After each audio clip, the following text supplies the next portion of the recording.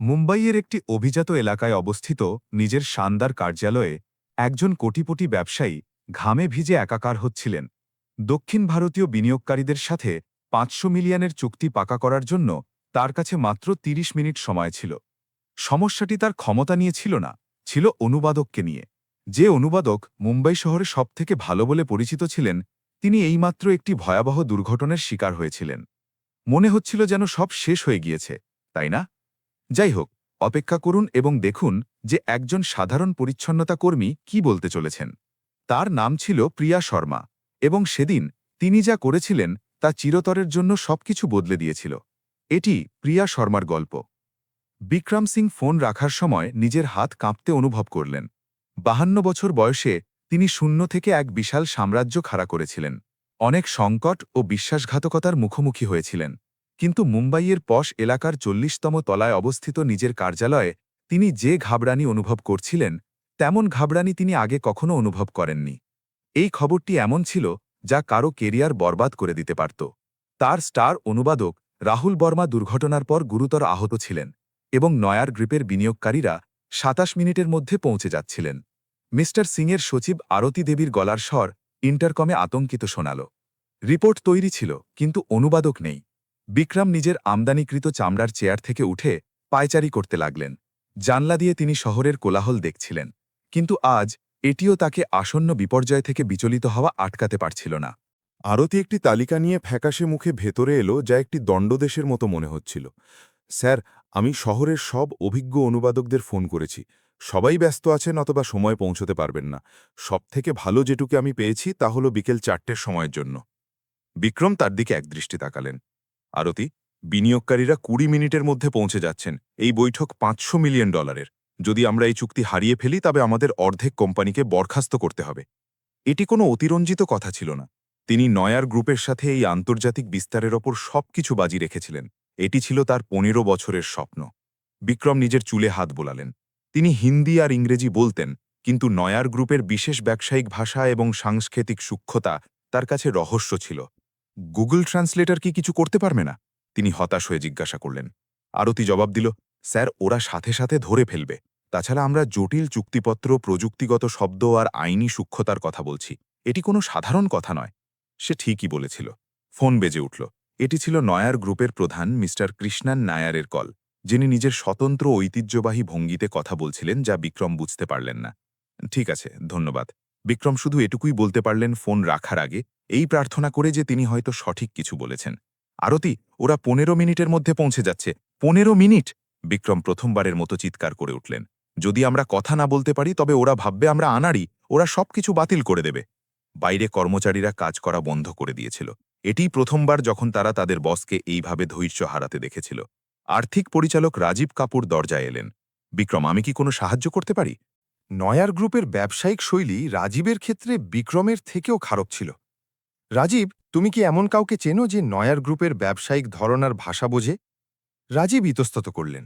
আমার মেয়ের একজন শিক্ষিকা আছেন, কিন্তু তিনি এখন পড়াচ্ছেন আর ব্যবসা সম্পর্কে কিছুই জানেন না। তিনি ইংরেজিতে কথা বলার পরামর্শ দিলেন, কিন্তু বিক্রম সাথে সাথে মানা করে দিলেন। তুমি কি পাগল? ওরা ঐতিহ্যবাদী বিনিয়োগকারী। ওরা ভাববে আমরা গুরুত্ব দিচ্ছি না। ওরা প্রোটোকল, শিক্ষা আর আভিজাত্যকে মূল্য দেয়। মার্কেটিং ডিরেক্টর মীরা গুপ্তা দরজায় দেখা দিলেন। আর যদি আমরা মেডিকেল এমার্জেন্সির কথা বলি? বিক্রম চেয়ারে বসে পড়লেন। মীরা, ওরা শুধুমাত্র এর জন্যই দক্ষিণ ভারত থেকে এসেছে। যদি আমরা কথাই বলতে না পারি তবে ওরা আমাদের একটি ছোটখাটো কোম্পানি মনে করবে। ঘড়িতে ৩টে বাজছিল। ১০ মিনিটের মধ্যে নয়ার পরিবার বোর্ডরুমে একটি প্রেজেন্টেশনের জন্য অপেক্ষা করবে, যা বিক্রম দিতে পারছিলেন না। আরতি শেষবারের মতো একটি চেষ্টা করল। স্যার, আমি ভারতীয় সাংস্কৃতিক সম্পর্ক পরিষদকে ফোন করব। যখন সে পাগলের মতো ডায়াল করছিল, বিক্রম বাইরে একটি কালো মার্সিডিজ এসে থামতে দেখলেন। ৩জন মার্জিত পুরুষ স্পষ্টতই ঐতিহ্যবাহী পোশাকে নিচে নামলেন। বিক্রমের পেট মুচড়ে উঠল। আরতি, ওরা এসে গিয়েছে, ওরা এসে গিয়েছে, আর আমাদের কাছে অনুবাদক নেই। ঠিক তখনই প্রিয়া শর্মা নিজের পরিচ্ছন্নতার ট্রলি ঠেলতে ঠেলতে করিডোর দিয়ে যাচ্ছিলেন। তিনি ২ বছর ধরে ওই বিল্ডিংয়ে কাজ করছিলেন। সর্বদা অদৃশ্য, শান্ত, ৪৩ বছরের এক মহিলা, যার চুল একটি সাধারণ বিনুনিতে বাঁধা ছিল। পরিচ্ছন্নতা কোম্পানির নীল ইউনিফর্ম পরেছিলেন তিনি। প্রিয়া মিস্টার সিংয়ের অফিস থেকে চিৎকার শুনতে পেয়েছিলেন। তবে তিনি আধিকারিকদের চিৎকার শুনে অভ্যস্ত ছিলেন, যদিও আজ সুরটা আলাদা ছিল। তিনি তাদের আগে কখনো এতটা হতাশ বা অসহায় শোনেননি। প্রিয়া পরিষ্কার করা বন্ধ করলেন। যখন তিনি নয়ার গ্রুপ বা দক্ষিণ ভারতীয় শব্দগুলো বারবার শুনতে পেলেন, তার হাত কাপড়ের টুকরোটিকে আরও শক্ত করে ধরল। দক্ষিণ ভারত, চেন্নাই, এমন এক জীবন যা তিনি 4 বছর আগে পেছনে ফেলে এসেছিলেন এবং যা তিনি প্রতিদিন ভুলে যাবার চেষ্টা করতেন। এই কোম্পানিতে কি এমন কেউ নেই যে নয়ের গ্রুপের ব্যবসায়িক ধরন বোঝে? বিক্রম চিৎকার করলেন। প্রিয়া নিজের অদৃশ্য থাকার প্রবৃত্তি কাটিয়ে দরজার কাছে পৌঁছলেন। ওই লোকটির হতাশা তার ভেতরে গভীর কিছু স্পর্শ করেছিল। হয়তো এটি তাকে নিজেরই সেই চরম হতাশার মুহূর্তগুলোর কথা মনে করিয়ে দিয়েছিল। ক্ষমা করবেন, প্রিয়া ধীরে করে খোলা দরজায় টোকা দিলেন। সবার মাথা ঘুরে গেল। প্রিয়া, এটি সাফাই করার সময় নয়, আরতি স্বয়ংক্রিয়ভাবে বলল। প্রিয়া একটি গভীর শ্বাস নিলেন এবং ঘরের দিকে এক পা বাড়ালেন। বিরক্ত করার জন্য ক্ষমা করবেন, কিন্তু আমি আপনাদের নয়ার গ্রুপের বিষয়ে কথা বলতে শুনলাম। বিক্রম অধৈর্য হয়ে তাঁর দিকে তাকালেন। প্রিয়া, আমরা একটি সংকটের মধ্যে আছি। নয়ার গ্রুপের সদস্যরা এখন ওপরে আসছেন। আমি জানি স্যার, সেজন্যই আমি এসেছি। প্রিয়া এক মুহূর্ত থামলেন, এটি জেনে যে পরের শব্দগুলি সব কিছু বদলে দেবে। আমি নয়ার গ্রুপের ব্যবসায়িক ধরন আর তাদের ভাষা খুব ভালোভাবেই বুঝি স্যার। আমি 12 বছর ব্যাঙ্গালোরে ছিলাম। প্রিয়া নিজের কণ্ঠস্বর দৃঢ় রাখলেন। বিক্রম তাকে এমনভাবে দেখলেন যেন প্রথমবার দেখছেন। 2 বছর ধরে প্রিয়া শর্মা একটি প্রেক্ষাপটের অংশ ছিলেন। এখন হঠাৎ তিনি তাকে তার জীবনের সবথেকে বড় সংকট থেকে বাঁচানোর প্রস্তাব দিচ্ছিলেন। তুমি কি নিশ্চিত? বিক্রম অবিশ্বাসে জিজ্ঞাসা করলেন। একদম। আমি ব্যাঙ্গালোরে কাজ করেছি। আমি দক্ষিণ ভারতীয় ব্যবসায়িক সংস্কৃতি জানি। আমি কি সাহায্য করতে পারি? প্রিয়ার বুক ধড়ফড় করতে লাগল। তিনি এমন এক দুনিয়ায় ফেরার প্রস্তাব দিচ্ছিলেন যার অংশ আর কখনো হবেন না বলে তিনি শপথ করেছিলেন। করিডোর থেকে দক্ষিণ ভারতীয় ভাষার কণ্ঠস্বর শোনা গেল। বিনিয়োগকারীরা পৌঁছে গিয়েছেন। বিক্রম প্রিয়া আর নিজের টিমের ঘড়ির দিকে তাকালেন। তার কাছে কোনো বিকল্প ছিল না। এটি ছিল একজন পরিচ্ছন্নতা কর্মীর উপর ভরসা করার অথবা $500 বিলিয়ন হারানোর ঝুঁকি। আরতি, প্রিয়াকে এক্সিকিউটিভ টয়লেটে নিয়ে যাও। ওকে সঠিক পোশাক দাও, জলদি। মীরা, আমাদের মেটেরিয়ালের সাথে একটি ফাইল তৈরি করো। রাজীব, নাইয়ার গ্রুপের সদস্যদের স্বাগত জানাও আর সময় কাটাও। বিক্রম গভীর শ্বাস নিলেন। প্রিয়া, আমি আশা করছি তুমি জানো যে তুমি কি করছো। প্রিয়া ভিতর থেকে কাঁপতে কাঁপতে মাথা নাড়লেন। এটি শুধু অনুবাদ করা ছিল না, এটি ছিল আবার সেই মানুষটি হয়ে ওঠা যা তিনি আগে ছিলেন, সেই ক্ষতগুলিকে স্পর্শ করা যা এখনও টাটকা ছিল, সেই অতীতের মুখোমুখি হওয়া যা তাকে তছনছ করে দিয়েছিল। আরতি যখন তাকে তৈরি করার জন্য টেনে নিয়ে যাচ্ছিল, প্রিয়া নাইয়ার গ্রুপের সদস্যদের স্বাগত জানানোর শব্দ শুনলেন। তাদের কণ্ঠস্বর বিনীত ও মার্জিত ছিল, ঠিক যেমন তার মনে ছিল সেই সব আধিকারিকদের কথা যাদের সাথে তিনি কাজ করতেন। 4 বছরের মধ্যে প্রথমবার প্রিয়া শর্মা কর্পোরেট দুনিয়ায় ফেরার প্রস্তুতি নিচ্ছিলেন, কোনো বহুজাতিক কোম্পানির সিইও হিসেবে নয় যা তিনি একসময় ছিলেন, বরং একজন তাৎক্ষণিক অনুবাদক হিসেবে যিনি বিক্রম সিংয়ের কোম্পানিকে বাঁচাতে বা বরবাদ করতে পারেন। লক্ষ লক্ষ ডলারের ভাগ্য এক পরিচ্ছন্নতা কর্মীর হাতে ছিল, যার গোপন কথা কেউ জানত না। প্রিয়া জানতেন যে ওই বৈঠকের পর কিছুই আগের মতো থাকবে না। তিনি আর অদৃশ্য থাকতে পারবেন না, এবং হয়তো 4 বছরের মধ্যে প্রথমবার তিনি আর লুকাতে চাইছিলেন না। আরতি প্রায় টেনে নিয়ে প্রিয়াকে এক্সিকিউটিভ টয়লেটে পৌঁছাল। প্রিয়া কখনো বিল্ডিংয়ের এই অংশে আসেননি। এটি বিলাসিতা আর আধুনিকতার দুনিয়া ছিল। প্রিয়া, তুমি কি একদম নিশ্চিত যে নায়ার গ্রুপের ব্যবসায়িক ধরন বোঝো? যদি এটি ভুল হয় তবে মিস্টার সিং আমাদের সবাইকে সাথে সাথে কাজ থেকে বের করে দেবেন। প্রিয়া নিজেকে আয়নায় দেখলেন। 47 বছরের এক ক্লান্ত মহিলা, যার মুখে 4 বছর আগের না থাকা বলিরেখা ফুটে উঠেছে। পরিচ্ছন্নতা কর্মীর ইউনিফর্ম তাকে ঠিক সেটাই দেখাচ্ছিল যা তিনি হয়ে গিয়েছিলেন, অদৃশ্য ও মূল্যহীন। আমি নিশ্চিত আরতি, আমি 8 বছর ধরে একটি ভারতীয় বহুজাতিক কোম্পানিতে কাজ করেছি। আমি অপারেশন ডিরেক্টর ছিলাম। শব্দগুলো প্রিয়ার আপস করার আগেই মুখ থেকে বেরিয়ে এলো। আরতি ড্যাব ড্যাব করে তাকিয়ে থমকে গেল। তুমি কি ছিলে? সেটি একটি লম্বা গল্প। এখন আমাদের মিটিংয়ের দিকে নজর দিতে হবে। প্রিয়া বিবরণ এড়িয়ে গেলেন। আরতি একটি নেভি ব্লু ব্লেজার, একটি সাদা ব্লাউজ আর একটি ফর্মাল স্কার্ট বের করল। এটি জলদি পরে নাও, ওরা হয়তো মিটিং রুমে চলে গিয়েছে। প্রিয়া পোশাক পাল্টালেন। 4 বছর হয়ে গিয়েছিল যখন তিনি শেষ ফর্মাল পোশাক পরেছিলেন। শেষবার যখন কোনো কর্পোরেট মিটিংয়ে অংশ নিয়েছিলেন, শেষবার যখন তিনি পেশাগতভাবে নায়ার গ্রুপের ভাষা ব্যবহার করেছিলেন, এটি ছিল একটি মারাত্মক দুর্ঘটনার পর ফের সাইকেল চালানো শেখার মতো। প্রিয়া, আমার সত্যিটা জানার দরকার। তুমি কি সত্যি ব্যবসা বোঝো? কারণ ওরা এগ্রিমেন্ট, ইনভেস্টমেন্ট আর টেকনিক্যাল শব্দ নিয়ে কথা বলবে, যা আমি উচ্চারণও করতে পারবো না। আরতি স্পষ্টতেই ঘাবড়েছিল। প্রিয়া নিজের ব্লেজার ঠিক করলেন এবং আয়নায় দেখলেন। পরিবর্তনটা ছিল চমকপ্রদ। তাকে হঠাৎ একজন আসল এক্সিকিউটিভের মতো দেখাচ্ছিল। আরতি, ৮ বছর ধরে আমি কোটি কোটি টাকার চুক্তি ফাইনাল করেছি। আমি ভারতের সবথেকে বড় ব্যবসায়িক গোষ্ঠীগুলোর সাথে আলোচনা করেছি। আমি জানি আমি কি করছি। প্রিয়া গভীর শ্বাস নিলেন এবং নিজের ভেতর কিছু একটা জেগে উঠতে অনুভব করলেন। কিন্তু আমার বৈঠকের আগে নিজেকে মানসিকভাবে তৈরি করার জন্য ৫ মিনিট একা থাকা দরকার। আমাদের কাছে ৫ মিনিট নেই। নয়ের গ্রুপের সদস্যরা অপেক্ষা করছেন, আর বিক্রম ঘাবে যাচ্ছেন। আরতি, যদি তুমি চাও যে আমি এটি সঠিকভাবে করি এবং এই কোম্পানিকে ইতিহাসের সবথেকে বড় তামাশা থেকে বাঁচাই, তবে আমার ওই ৫ মিনিট লাগবে। আমার উপর ভরসা করো। আরতি ইতস্তত করল। প্রিয়ার মধ্যে কিছু একটা আলাদা ছিল। ৫ মিনিট, এর বেশি নয়, আরতি বলল এবং দৌড়ে চলে গেল। প্রিয়া চামড়ার সোফায় বসলেন এবং চোখ বন্ধ করলেন। তাকে সময়ের পেছনে যাওয়ার দরকার ছিল। তাকে সেই প্রিয়া শর্মাকে খুঁজে বের করার দরকার ছিল, যে মুম্বাইয়ের বান্দ্রার এক বিলাসবহুল অ্যাপার্টমেন্টে থাকত। সে প্রতিদিন ব্যবসায়িক ভাষায় কথা বলত এবং ইউরোপের সবথেকে বড় ব্যবসায়িক গোষ্ঠীগুলোর সাথে এমনভাবে কথা বলত যেন সেটি দুনিয়ার সবথেকে স্বাভাবিক কাজ। তার মনে পড়ল মুম্বাইয়ে ভারত মোটরসের সদর দপ্তরে হওয়া মিটিংগুলোর কথা। তিনি ওই পরিবারটিকে ভালো করে চিনতেন। ওরা রক্ষণশীল ও ঐতিহ্যবাহী ছিল। প্রোটোকল আর শিষ্টাচারকে অন্য যে কোনো কিছুর চেয়ে বেশি মূল্য দিত। মিস্টার কৃষ্ণান বিশেষ করে ব্যবসায়িক শিষ্টাচারের প্রতি কঠোর ছিলেন। একটুও ভুল হলেই বৈঠক বরবাদ হয়ে যেত। প্রিয়া চোখ খুললেন এবং উঠে দাঁড়ালেন। এটি আবার সেটাই হয়ে ওঠার সময় যা তিনি আসলে ছিলেন। বাইরে বিক্রম অস্থিরভাবে পায়চারি করছিলেন। রাজীব নয়ের গ্রুপের সদস্যদের চা খাইয়ে আপ্যায়ন করার চেষ্টা করছিলেন। বিক্রম, তোমার কি সত্যি এই বিষয়ে বিশ্বাস আছে? মীরা আরতিকে ফিসফিস করে বলল। একজন সাফাই কর্মীর উপর সবকিছু বাজি লাগানো? বিক্রম ঘামে ভিজেছিলেন। আরতি একটি আশ্চর্য ও আতঙ্কিত অভিব্যক্তি নিয়ে কাছে এলো। বিক্রম, আমাকে তোমাকে কিছু বলতে হবে। প্রিয়া বলল যে ও ৮ বছর ধরে একটি ভারতীয় বহুজাতিক কোম্পানিতে অপারেশন ডিরেক্টর ছিল। বিক্রম হঠাৎ থমকে গেলেন। কি? কিভাবে? ও বলল ও কোটি কোটি টাকার চুক্তি ক্লোজ করেছে। বিক্রম, হয়তো ও সত্যিই জানে ও কি করছে। হয়তো ও শুধু একজন সাফাই কর্মী নয়। বিক্রম তথ্যটি হজম করার আগেই প্রিয়া করিডোরে দেখা দিলেন। পরিবর্তনটি এতটাই নাটকীয় ছিল যে কেউ তাকে চিনতে পারল না। ব্লেজারটি তার শরীরে একদম নিখুঁতভাবে মানিয়েছিল। তার চলন বলন ছিল আত্মবিশ্বাসী। তিনি অস্তিত্বের জন্য ক্ষমা চাইতে চাইতে চলছিলেন না, বরং এমনভাবে চলছিলেন যেন কেউ জানে সে কোথায় যাচ্ছে। মিস্টার সিং, প্রিয়া বললেন, এবং তার গলার স্বরও অন্যরকম শোনাল, অনেক বেশি দৃঢ় ও পেশাদার, একটি কর্তৃত্বের সাথে যা তার আগের ছবির সাথে মিল ছিল না। আমি তৈরি। বিক্রম তাকে পর্যবেক্ষণ করলেন।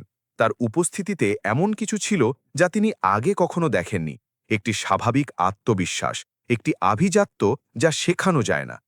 প্রিয়া, ভেতরে যাওয়ার আগে আমার কিছু জানা দরকার। তুমি কি সত্যিই এটি করতে পারবে? এই বৈঠকটি কোম্পানির ভবিষ্যতের সমান। যদি এটি ভুল হয়। প্রিয়া চোখের পলক না ফেলে সরাসরি তার চোখের দিকে তাকালেন। মিস্টার সিং, ৮ বছর ধরে আমি ল্যাটিন আমেরিকায় দুনিয়ার সবথেকে বড় ভারতীয় কোম্পানিগুলোর একটির প্রতিনিধিত্ব করেছি। আমি এমন জোট তৈরি করেছি যা পুরো বাজার বদলে দিয়েছে।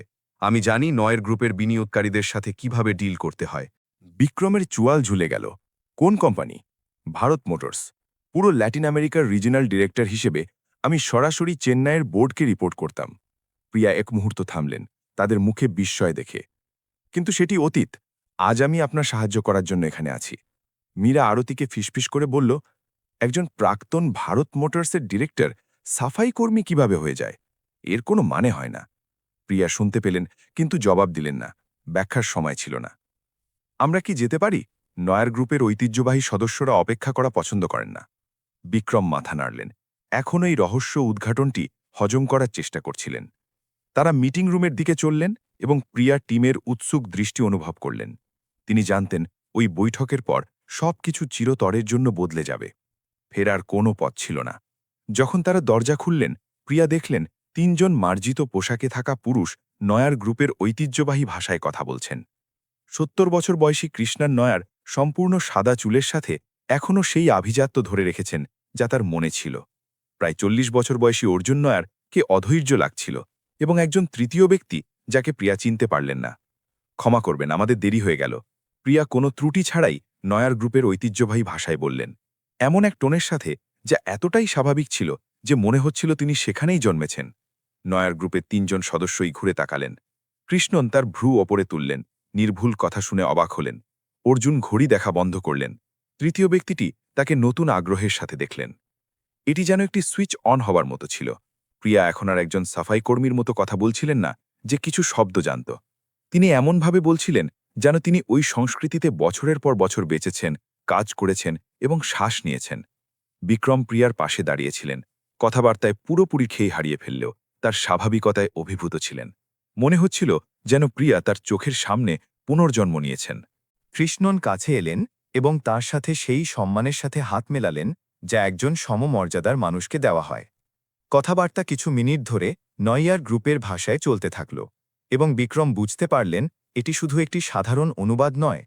প্রিয়া একটি মার্জিত সামাজিক আলাপচারিতা করছেন, একটি সুসম্পর্ক স্থাপন করছেন, ঠিক সেটাই করছেন যা একজন অভিজ্ঞ আন্তর্জাতিক আলাপকারী করে থাকেন। ওরা কি কথা বলছে? বিক্রম প্রিয়াকে ফিসফিস করে জিজ্ঞাসা করলেন। সামাজিক বিষয়। ওরা শহরের দৃশ্য আর অফিসের প্রশংসা করছে।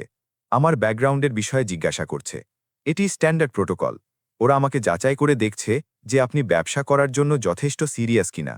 প্রিয়া নিজের পেশাদার হাসি না হারিয়ে ধীরে করে জবাব দিলেন। অর্জুন নয়ার গ্রুপের ভাষায় কিছু একটা বললেন যেখান থেকে অধৈর্যতা প্রকাশ পাচ্ছিল। মিস্টার অর্জুন সরাসরি বৈঠকে যেতে চান। কাল সকালে তার দিল্লিতে কিছু কাজ আছে। প্রিয়া অনুবাদ করলেন। বিক্রম সোজা হয়ে বসলেন। চমৎকার, শুরু করা যাক। তারপর প্রিয়া নিজেকে কৌশলগতভাবে বিক্রম আর নয়ার গ্রুপের সদস্যদের মাঝখানে দাঁড় করালেন। 4 বছরের মধ্যে প্রথমবার তিনি নিজেকে পুরোপুরি স্বাচ্ছন্দ্যে অনুভব করলেন। এটিই ছিল তার স্বাভাবিক দুনিয়া, তার আদি বাসস্থান। এটি শুধু ভাষার বিষয় ছিল না, এটি ছিল সংস্কৃতিকে বোঝা, ব্যবসাকে সহজ করা এবং বিভিন্ন দুনিয়ার মধ্যে সেতু বন্ধন করা। বিক্রম নিজের প্রেজেন্টেশন ইংরেজিতে শুরু করলেন। প্রতি বাক্যের পর থেমে প্রিয়াকে অনুবাদ করতে দিচ্ছিলেন। কিন্তু দ্রুতই তিনি বুঝতে পারলেন যে প্রিয়া শুধু শব্দে শব্দে অনুবাদ করছেন না, তিনি সেটিকে আরও উন্নত করছেন, মার্জিত করছেন, সবকিছুকে আরও বেশি আভিজাত্যপূর্ণ ও অনুপ্রেরণাদায়ক করে তুলছিলেন। যেন তিনি শুধু ভাষারই নন, বরং শব্দের পেছনের অনুভূতি আর উদ্দেশ্যেরও অনুবাদ করছেন। যখন বিক্রম টার্নওভারের পরিসংখ্যান উল্লেখ করলেন, প্রিয়া শুধু অনুবাদ করলেন না, তিনি প্রেক্ষাপট দিলেন, ভারতীয় বাজার বোঝালেন, সেই ভারতীয় কোম্পানিগুলোর সাথে তুলনা করলেন যাদের নায়ার গ্রুপ চেনে। যখন তিনি বিস্তার পরিকল্পনার বিষয়ে কথা বললেন, তখন প্রিয়া কিছু নিয়মের বিবরণ যোগ করলেন যা গভীর জ্ঞান প্রদর্শন করছিল। কৃষ্ণান ভারতীয় ট্যাক্স নিয়ে একটি জটিল প্রশ্ন করলেন এবং প্রিয়া শুধু বিক্রমের জন্য অনুবাদই করলেন না, সরাসরি জবাব দিলেন, এমন এক প্রযুক্তিগত জ্ঞান দেখিয়ে যা কৃষ্ণানকে স্পষ্টতই প্রভাবিত করল। তুমি শুধু অনুবাদ করছো না, তুমি আমার থেকে ভালো মার্কেটিং করছো, বিক্রম একটি বিরতির সময় ফিসফিস করে বললেন। যখন নায়ার গ্রুপের সদস্যরা নিজেদের মধ্যে কথা বলছিলেন, প্রিয়া এমন এক আত্মবিশ্বাসের সাথে হাসলেন যা ভারতীয় টিমের কেউ আগে কখনো দেখেনি। নায়ার গ্রুপের সদস্যদের সাথে ব্যবসা এভাবেই করা হয় মিস্টার সিং। তাদের এটি অনুভব করানো প্রয়োজন যে আপনি তাদের দুনিয়া পুরোপুরি বোঝেন। আক্ষরিক অনুবাদ যথেষ্ট নয়। বৈঠক চলতে থাকল এবং বিক্রম বুঝতে পারলেন তিনি এক অসাধারণ কিছু দেখছিলেন। প্রিয়া শুধু একজন দক্ষ অনুবাদক বা ছদ্মবেশে থাকা প্রাক্তন এক্সিকিউটিভ ছিলেন না, তিনি ছিলেন একজন জন্মগত আলাপকারী, এক নিখুঁত সাংস্কৃতিক সেতু, এমন এক মহিলা যিনি ভারতীয় এবং দক্ষিণ ভারতীয় উভয় পক্ষকেই বোঝেন, যা তার ভাড়া করা যে কোনো পরামর্শদাতার থেকে ভালো ছিল। নায়ার গ্রুপের সদস্যরাও স্পষ্টতই প্রভাবিত ছিলেন। অর্জুন ঘড়ি দেখা বন্ধ করে দিয়েছিলেন। কৃষ্ণান অকৃত্রিম আগ্রহের সাথে নোট নিচ্ছিলেন। তৃতীয় ব্যক্তিটি ইতিবাচক মন্তব্য ফিসফিস করছিলেন যা প্রিয়া কৌশলগত নম্রতার সাথে অনুবাদ করলেন। যখন তারা প্রথম বিরতি নিলেন, কৃষ্ণান প্রিয়ার কাছে এলেন এবং এমন কিছু বললেন যাতে তিনি হালকা লজ্জা পেলেন। উনি কি বললেন? বিক্রম উৎসুক হয়ে জিজ্ঞাসা করলেন। প্রিয়া ইতস্তত করলেন। উনি বললেন যে দিল্লির বাইরে এমন ব্যবসায়িক আভিজাত্যপূর্ণ পরামর্শদাতা খুবই কমই দেখা যায় এবং তারা জানতে চান যে আপনি আমাকে কোথায় খুঁজে পেলেন। বিক্রম প্রিয়াকে এক সম্পূর্ণ নতুন দৃষ্টিতে দেখলেন। 2 বছর ধরে তিনি তার কাছে প্রায় অদৃশ্য ছিলেন। এখন এক সকালেই তিনি তার কোম্পানির সবথেকে মূল্যবান মানুষে পরিণত হয়েছেন। প্রিয়া, যখন এই বৈঠক শেষ হবে তখন আমাদের অনেক লম্বা কথা হবে যে তুমি আসলে কে। প্রিয়া মাথা নাড়লেন। এটি জেনে যে এখন অতীত লোকানোর আর কোনো উপায় নেই। অদৃশ্য সাফাই কর্মী চিরতরের জন্য হারিয়ে গিয়েছিল। প্রিয়া শর্মা সেই দুনিয়ায় ফিরে এসেছিলেন যা একসময় তাঁর ছিল, এবং এইবার তিনি দৃঢ় প্রতিজ্ঞ ছিলেন যে কেউ যেন তাকে আবার থচনচ করতে না পারে। বিরতির পর মিটিং রুমে ফেরার সময় মৌলিক কিছু বদলে গিয়েছিল। নয়ার গ্রুপের সদস্যরা এখন প্রিয়াকে শুধু একজন অনুবাদক হিসেবে দেখছিলেন না। তাদের চোখে এমন এক সম্মান ছিল যা বিক্রম নিজের কোনো কর্মচারীর জন্য আগে দেখেননি। কৃষ্ণান তার জন্য একটি চেয়ার টেনে দিলেন যাতে তিনি বিক্রমের পেছনে দাঁড়িয়ে থাকার বদলে টেবিলের পাশে বসতে পারেন। মিস্টার সিং, কৃষ্ণান ধীর ইংরেজিতে বললেন, আপনার পরামর্শদাতা অত্যন্ত, কিভাবে বলি, প্রভাবশালী। প্রিয়া স্বয়ংক্রিয়ভাবে অনুবাদ করলেন। মিস্টার কৃষ্ণান বললেন যে আমি প্রভাবশালী। তিনি একটি কৌশলগত বিরতি নিলেন। কিন্তু আমার মনে হয় উনি সাধারণভাবে কোম্পানির প্রেজেন্টেশনের কথা বলছেন, মিস্টার সিং। বিক্রম বুঝতে পারলেন প্রিয়া প্রশংসাকে বসের দিকে ঘুরিয়ে দিচ্ছেন। নিজের ইগো রক্ষা না করে বসের ইগো রক্ষা করছেন। এটি একটি চতুর ও কূটনৈতিক পদক্ষেপ ছিল যা জটিল আলোচনায় তার অভিজ্ঞতাকে আরও বেশি করে ফুটিয়ে তুলল। অর্জুন দলিলের একটি ফাইল খুললেন এবং দ্রুত নয়ার গ্রুপের ভাষায় কথা বলতে শুরু করলেন।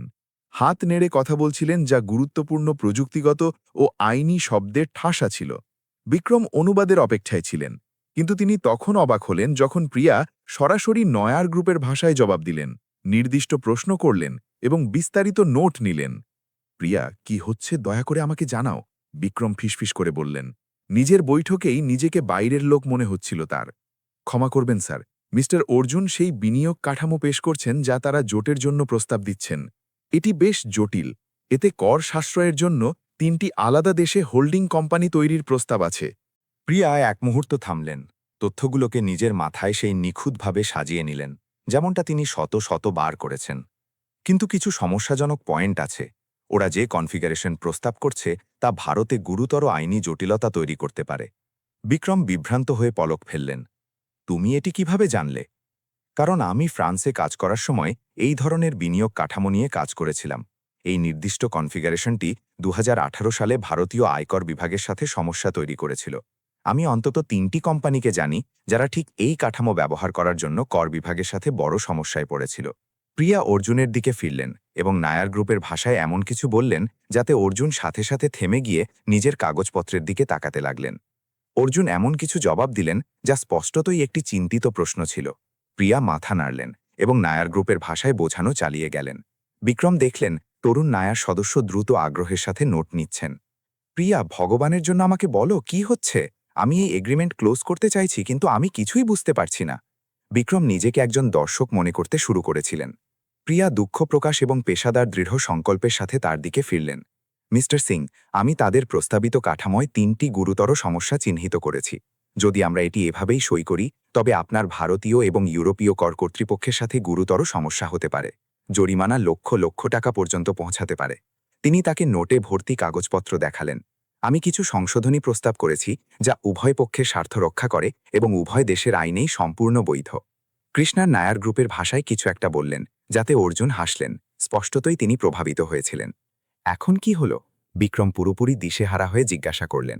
মিস্টার কৃষ্ণান বললেন যে তারা খুব কমই এমন ভারতীয় পরামর্শদাতা পান যাদের ইউরোপীয় নিয়ম সম্পর্কে এত গভীর জ্ঞান আছে, এবং তারা আপনার টিমের প্রস্তুতি স্তরে মুগ্ধ।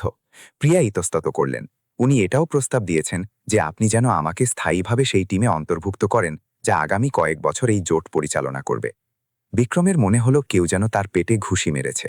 ৩ ঘন্টার মধ্যে তার সাফাই কর্মী সেই আন্তর্জাতিক পরামর্শদাতার পরিণত হয়েছিল যার প্রয়োজন তার সবথেকে বেশি ছিল, এবং নায়ার গ্রুপের সদস্যরা যারা খুব খুঁতখুঁতে বলে পরিচিত তারা স্পষ্টতই তার ওপর মুগ্ধ ছিলেন। মিস্টার সিং, প্রিয়া ধীরে করে বলতে থাকলেন, আমি কি একটি কৌশলগত বিরতির প্রস্তাব দিতে পারি? আমাদের এগিয়ে যাওয়ার আগে আমাকে আপনাকে তাদের প্রস্তাবের প্রযুক্তিগত দিকগুলো বোঝাতে হবে। গুরুত্বপূর্ণ সিদ্ধান্ত নেওয়ার আছে। বিক্রম মাথা নাড়লেন। এখনও এটি বোঝার চেষ্টা করছিলেন যে একজন কর্মচারী যাকে তিনি ন্যূনতম বেতন দিতেন তার এমবিএ করা আধিকারিকদের থেকেও কিভাবে আন্তর্জাতিক ব্যবসার বেশি জ্ঞান ছিল। মিস্টার নয়ার, আমরা কি একটি ছোট বিরতি নিতে পারি? প্রিয়া নয়ার গ্রুপের সদস্যদের বললেন, যারা বিনীতভাবে সম্মতি জানালেন। তারা মিটিং রুম থেকে বেরোলেন। বিক্রম প্রায় টেনে প্রিয়াকে নিজের কার্যালয়ে নিয়ে গেলেন। দরজা প্রয়োজনের তুলনায় একটু বেশি জোরেই বন্ধ হয়ে গেল। আরতি, রাজীব আর মীরা চরম কৌতূহল ও বিস্ময় নিয়ে তাদের পেছনে এলেন। প্রিয়া, তুমি আসলে কে? দরজা বন্ধ হতেই বিক্রম ফেলে পড়লেন। প্রিয়া বিক্রমের ডেস্কের সামনের চেয়ারে বসলেন, নিজের ঋজু চলনবলন বজায় রাখলেন। কিন্তু ব্লেজার পরার পর প্রথমবার বিক্রম তার চোখে এক অকৃত্রিম অসহায়তা দেখলেন, যেন তিনি এমন এক ক্ষত খুলতে চলেছিলেন যা পুরোপুরি সেরে ওঠেনি। আমার পুরো নাম প্রিয়া শর্মা। 12 বছর ধরে আমি ব্যাঙ্গালোরে ছিলাম, যেখানে আমি একটি ক্যারিয়ার তৈরি করেছিলাম যার সম্পর্কে আমি ভেবেছিলাম এটি চিরকাল থাকবে। তিনি গভীর শ্বাস নিয়ে এক মুহূর্ত থামলেন। তার মধ্যে 8 বছর আমি ভারত মোটরসের পুরো ল্যাটিন আমেরিকার অপারেশন ডিরেক্টর হিসেবে কাজ করেছি। এর আগে আমি আইআইএম ব্যাঙ্গালোর থেকে এমবিএ করেছিলাম এবং অন্য দুটি ভারতীয় বহুজাতিক কোম্পানির জন্য কাজ করেছিলাম। ঘরে নীরবতা ছেয়ে গেল। আরতি নিঃশ্বাস নেওয়া বন্ধ করে দিয়েছিল। রাজীবের মুখ হাঁ হয়েছিল। মীরা কাগজপত্রগুলোকে এমনভাবে ধরেছিল যেন সেগুলোই এই ওলটপালট হয়ে যাওয়া দুনিয়ার একমাত্র স্থির জিনিস। তুমি ভারত মোটরসের ডিরেক্টর থেকে এখানে সাফাই কর্মী কিভাবে হলে? বিক্রম নিজের গলার স্বর নরম করে জিজ্ঞাসা করলেন। তিনি বুঝতে পারছিলেন যে এই পরিবর্তনের পেছনে কোনো যন্ত্রণাদায়ক গল্প ছিল। অসম্ভব। প্রিয়া নিজের হাতের দিকে তাকালেন এবং প্রথমবারের মতো বিক্রম তার চোখে জল জমতে দেখলেন। 4 বছর আগে আমার স্বামী সঞ্জয়কে ফ্রান্সে জালিয়াতি আর মানি লন্ডারিংয়ের অভিযোগে গ্রেফতার করা হয়। সে একটি পরামর্শদাতা কোম্পানির পার্টনার ছিল, যারা বছরের পর বছর গ্রাহকদের সম্পদের অপব্যবহার করছিল। তিনি এক মুহূর্ত থামলেন। তার মুখে যন্ত্রণা স্পষ্ট ছিল। আমি কিছুই জানতাম না। আমি নিজের কাজে ডুবে থাকতাম, কিন্তু যেহেতু আমি তার স্ত্রী ছিলাম এবং আমাদের একটি যৌথ ব্যাংক অ্যাকাউন্ট ছিল, তাই আমাকেও তদন্তের আওতায় আনা হয়। হে ভগবান, আরতি ফিসফিস করে বলল। আমার উপর অভিযোগ আনা হয়নি, কারণ তারা আমার সম্পূর্ণ নির্দোষ হবার প্রমাণ পেয়েছিল। কিন্তু এই কেলেঙ্কারি রাতারাতি আমার সম্মান ধুলোয় মিশিয়ে দিল। ভারতীয় মিডিয়া ক্ষমা করে না এবং আমার নাম সন্দেহের সমার্থক হয়ে গেল। প্রিয়া একটি চোখের জল মুছলেন। কোনো ভারতীয় কোম্পানি আমাকে চাকরি দিতে চাইছিল না। আমরা সবকিছু হারিয়ে ফেললাম, ঘরবাড়ি, সঞ্চয়, বন্ধু, সব। সঞ্জয় আজও জেলে আছে। ওকে আরও 2 বছর থাকতে হবে। বিক্রম ভারী মনে বসে পড়লেন। আর তুমি এখানে ভারতে তোমার ফিল্ডে চাকরি কেন খুঁজলে না? আমি মাসের পর মাস চেষ্টা করেছি। আমি সব বহুজাতিক কোম্পানিকে আমার বায়োডাটা পাঠিয়েছিলাম। আমি একজন পরামর্শদাতা হিসাবে পরিষেবা দিতে চেয়েছিলাম। প্রিয়া গভীর শ্বাস নিলেন এবং নিজের পেশাদারিত্ব দিয়ে নিজেকে সামলালেন। কিন্তু যখনই কোম্পানিগুলো ইন্টারনেটে আমার নাম সার্চ করত, তখনই তারা সেই স্ক্যান্ডাল সম্পর্কিত খবরগুলো পেয়ে যেত। যদিও আমার নির্দোষ হওয়া প্রমাণিত হয়ে গিয়েছিল, কিন্তু কোনো কোম্পানি আর্থিক জালিয়াতির সাথে যুক্ত থাকা কারো স্ত্রীকে চাকরি দেওয়ার ঝুঁকি নিতে চাইছিল না। রাজীব অন্যায়ের প্রতিবাদে মাথা নাড়লেন। প্রিয়া, এটি তো অদ্ভুত। তোমার অন্যায় ছিল না, অথচ শাস্তি তোমাকেই পেতে হয়েছে। যখন আপনার খাওয়ার আর মাসের শেষে ভাড়া দেবার প্রয়োজন পড়ে, তখন জীবন আপনার দক্ষতার তোয়াক্কা করে না রাজীব। প্রিয়া সোজা হয়ে বসলেন, নিজের স্বাভাবিক গাম্ভীর্য ফিরে পেলেন। আমার ছেলে রোহান যখন আমরা ফিরলাম তখন 15 বছরের ছিল। ওর জন্য মাথার উপর ছাদ আর পাতে খাবার প্রয়োজন ছিল। সাফাইয়ের কাজটাই ছিল যা আমি সব থেকে জলদি পেয়েছিলাম, আর এই কোম্পানি স্বাস্থ্য বীমা প্রদান করছিল। মীরা কাছে এলো। প্রিয়া, নয়ার গ্রুপের প্রস্তাবে আসলে কি ভুল আছে? তুমি গুরুতর সমস্যার কথা বলেছিলে। প্রিয়া বৈঠকের কাগজপত্রগুলো তুলে নিলেন এবং সাথে সাথে প্রফেশনাল মোডে ফিরে এলেন। ওরা এমন এক বিনিয়োগ কাঠামোর প্রস্তাব দিচ্ছে যা আপাতদৃষ্টিতে আইনি মনে হলেও ভারতের আয়কর বিভাগ সেটিকে কর ফাঁকি হিসাবে দেখতে পারে। তিনি দলিলের নির্দিষ্ট পয়েন্টগুলোর দিকে আঙুল দিয়ে দেখালেন। যদি ইনকাম ট্যাক্স বিভাগ অডিট করার সিদ্ধান্ত নেয়, তবে তাদের বিনিয়োগ করা মূল্যের 300% পর্যন্ত জরিমানা হতে পারে, সাথে কর ফাঁকির জন্য ফৌজদারি মামলাও হতে পারে। বিক্রম সামনে ঝুঁকে বসলেন, অবশেষে গুরুত্বটা বুঝতে পারলেন। আর তুমি কি জানো যে ইনভেস্টমেন্ট না হারিয়ে এটি কিভাবে সমাধান করতে হবে? আমি জানি এটি কিভাবে সমাধান করতে হবে। আমাকে চুক্তিপত্রে 3টি নির্দিষ্ট ধারা সংশোধন করতে হবে এবং 2টি আইনি সুরক্ষা ব্যবস্থা অন্তর্ভুক্ত করতে হবে যা সবকিছু স্বচ্ছ করে তুলবে। প্রিয়া নিজের নোটগুলো দেখালেন। এটি বিনিয়োগকে উভয় দেশে পুরোপুরি আইনি এবং অডিটেবল করে তোলে, বৈধ কর সুবিধাগুলো না কমিয়েই। প্রকৃতপক্ষে এটি উভয় পক্ষের জন্য আইনি সুরক্ষাকে আরও বাড়িয়ে দিতে পারে। কৃষ্ণন নয়ার গ্রুপের ভাষায় কিছু একটা বললেন, যাতে অর্জুন হাসলেন। তিনি স্পষ্টতই মুগ্ধ ছিলেন। এখন আবার কি হলো? বিক্রম পুরোপুরি খেই হারিয়ে ফেলে জিজ্ঞাসা করলেন। মিস্টার কৃষ্ণন বললেন যে তারা খুব কমই এমন ভারতীয় পরামর্শদাতা পান যাদের ইউরোপীয় নিয়ম সম্পর্কে এত গভীর জ্ঞান আছে, এবং তারা আপনার টিমের প্রস্তুতির স্তরে মুগ্ধ। প্রিয়া ইতস্তত করলেন। তিনি এটাও পরামর্শ দিয়েছেন যে আপনি যেন আমাকে স্থায়ীভাবে সেই টিমে অন্তর্ভুক্ত করেন যা আগামী কয়েক বছর এই জোট পরিচালনা করবে। বিক্রমের মনে হলো যেন কেউ তার পেটে ঘুষি মেরেছে। 3 ঘন্টার মধ্যে তার পরিচ্ছন্নতা কর্মী সেই আন্তর্জাতিক পরামর্শদাতায় পরিণত হয়েছিল যার প্রয়োজন তার সবথেকে বেশি ছিল। এবং নয়ার গ্রুপের সদস্যরা, যারা অত্যন্ত খুঁতখুঁতে বলে পরিচিত, তারা স্পষ্টতই তার উপর মোহিত ছিলেন। মিস্টার সিং, প্রিয়া ধীরে করে বলতে থাকলেন, আমি কি একটি কৌশলগত বিরতির প্রস্তাব দিতে পারি? আমাদের এগিয়ে যাওয়ার আগে আমাকে আপনাকে তাদের প্রস্তাবের প্রযুক্তিগত দিকগুলো বোঝাতে হবে। গুরুত্বপূর্ণ সিদ্ধান্ত নেওয়ার আছে। বিক্রম মাথা নাড়লেন। এখনও এটি বোঝার চেষ্টা করছিলেন যে একজন কর্মচারী, যাকে তিনি ন্যূনতম বেতন দিতেন, তার এমবিএ করা আধিকারিকদের থেকেও কিভাবে আন্তর্জাতিক ব্যবসার বেশি জ্ঞান ছিল। মিস্টার নয়ার, আমরা কি একটি ছোট বিরতি নিতে পারি? প্রিয়া নয়ার গ্রুপের সদস্যদের বললেন, যারা বিনীতভাবে সম্মতি জানালেন। তারা মিটিং রুম থেকে বেরোলেন এবং বিক্রম প্রায় টেনে প্রিয়াকে নিজের কার্যালয়ে নিয়ে গেলেন। দরজা প্রয়োজনের তুলনায় একটু বেশি জোরেই বন্ধ হয়ে গেল, আর রাজীব আর মীরা চরম কৌতূহল ও বিস্ময় নিয়ে তাদের পেছনে এলেন। প্রিয়া, তুমি আসলে কে? দরজা বন্ধ হতেই বিক্রম ফেটে পড়লেন। প্রিয়া বিক্রমের ডেস্কের সামনে চেয়ারে বসলেন, নিজের ঋজু চলন বলন বজায় রাখলেন। কিন্তু ব্লেজার পরার পর প্রথমবার বিক্রম তার চোখে এক অকৃত্রিম অসহায়তা দেখলেন, যেন তিনি এমন এক ক্ষত খুলতে চলেছিলেন যা পুরোপুরি সেরে ওঠেনি। আমার পুরো নাম প্রিয়া শর্মা। 12 বছর ধরে আমি ব্যাঙ্গালোরে ছিলাম, যেখানে আমি একটি ক্যারিয়ার তৈরি করেছিলাম যার সম্পর্কে আমি ভেবেছিলাম এটি চিরকাল থাকবে। তিনি গভীর শ্বাস নিয়ে এক মুহূর্ত থামলেন। তার মধ্যে 8 বছর আমি ভারত মোটরসের পুরো ল্যাটিন আমেরিকার অপারেশন ডিরেক্টর হিসেবে কাজ করেছি। এর আগে আমি আইআইএম ব্যাঙ্গালোর থেকে এমবিএ করেছিলাম এবং অন্য দুটি ভারতীয় বহুজাতিক কোম্পানির জন্য কাজ করেছিলাম। ঘরে নীরবতা ছেয়ে গেল। আরতি নিঃশ্বাস নেওয়া বন্ধ করে দিয়েছিল। রাজীবের মুখ হা হয়েছিল। মীরা কাগজপত্রগুলোকে এমনভাবে ধরেছিল যেন সেগুলোই এই ওলটপালট হয়ে যাওয়া দুনিয়ার একমাত্র স্থির জিনিস। তুমি ভারত মোটরসের ডিরেক্টর থেকে এই সাফাই কর্মী কিভাবে হলে? বিক্রম নিজের গলার স্বর নরম করে জিজ্ঞাসা করলেন, এটি বুঝতে পেরে যে ওই পরিবর্তনের পেছনে একটি যন্ত্রণাদায়ক গল্প ছিল। অসম্ভব। প্রিয়া নিজের হাতের দিকে তাকালেন এবং প্রথমবারের মতো বিক্রম তার চোখে জল জমতে দেখলেন। 4 বছর আগে আমার স্বামী সঞ্জয়কে ফ্রান্সে কর ফাঁকি আর মানি লন্ডারিংয়ের অভিযোগে গ্রেফতার করা হয়। সে একটি পরামর্শদাতা কোম্পানির পার্টনার ছিল, যারা বছরের পর বছর গ্রাহকদের সম্পদের অপব্যবহার করছিল। তিনি এক মুহূর্ত থামলেন, তার মুখে যন্ত্রণা স্পষ্ট ছিল। আমি কিছুই জানতাম না। আমি নিজের কাজে ডুবে থাকতাম, কিন্তু যেহেতু আমি তার স্ত্রী ছিলাম এবং আমাদের একটি যৌথ ব্যাংক অ্যাকাউন্ট ছিল, তাই আমাকেও তদন্তের আওতায় আনা হয়। হে ভগবান! আরতি ফিসফিস করে বলল, আমার ওপর অভিযোগ আনা হয়নি, কারণ তারা আমার সম্পূর্ণ নির্দোষ হওয়ার প্রমাণ পেয়েছিল। কিন্তু এই কেলেঙ্কারি রাতারাতি আমার সম্মান ধুলোয় মিশিয়ে দিল। ভারতীয় মিডিয়া ক্ষমা করে না এবং আমার নাম সন্দেহের সমার্থক হয়ে গেল। প্রিয়া একটি চোখের জল মুছলেন। কোনো ভারতীয় কোম্পানি আমাকে চাকরি দিতে চাইছিল না। আমরা সবকিছু হারিয়ে ফেললাম, ঘর বাড়ি, কাজ, বিনিয়োগ, বন্ধু। সঞ্জয় আজও জেলে আছে, তাকে আরও 2 বছর থাকতে হবে। বিক্রম ভারী মনে বসে পড়লেন এবং জিজ্ঞাসা করলেন, আর তুমি এখানে ভারতে তোমার নিজের ক্ষেত্রে চাকরি কেন খুঁজলে না? প্রিয়া উত্তর দিলেন, আমি মাসের পর মাস চেষ্টা করেছি। আমি সব বহুজাতিক কোম্পানিকে আমার বায়োডেটা পাঠিয়েছিলাম। আমি একজন পরামর্শদাতা হিসেবে পরিষেবা দিতে চেয়েছিলাম। প্রিয়া গভীর শ্বাস নিলেন, নিজের স্বাভাবিক পেশাদারিত্বের সাথে নিজেকে সামলালেন। কিন্তু যখনই কোম্পানিগুলো ইন্টারনেটে আমার নাম সার্চ করত, তখনই তারা সেই কেলেঙ্কারি সম্পর্কিত সব খবর পেয়ে যেত। যদিও আমার নির্দোষ হওয়া প্রমাণিত হয়ে গিয়েছিল, তবুও কোনো কোম্পানি কর জালিয়াতির সাথে যুক্ত কারো স্ত্রীকে চাকরি দেওয়ার ঝুঁকি নিতে চাইছিল না। রাজীব অন্যায়ের প্রতিবাদে মাথা নাড়লেন। প্রিয়াইটি তো অদ্ভুত। তুমি স্পষ্টতই যোগ্য। যখন আপনার খাওয়ার আর মাসের শেষে ভাড়া দেওয়ার প্রয়োজন পড়ে, তখন জীবন আপনার যোগ্যতার তোয়াক্কা করে না রাজীব। প্রিয়া সোজা হয়ে বসলেন, নিজের স্বাভাবিক গাম্ভীর্য ফিরে পেলেন।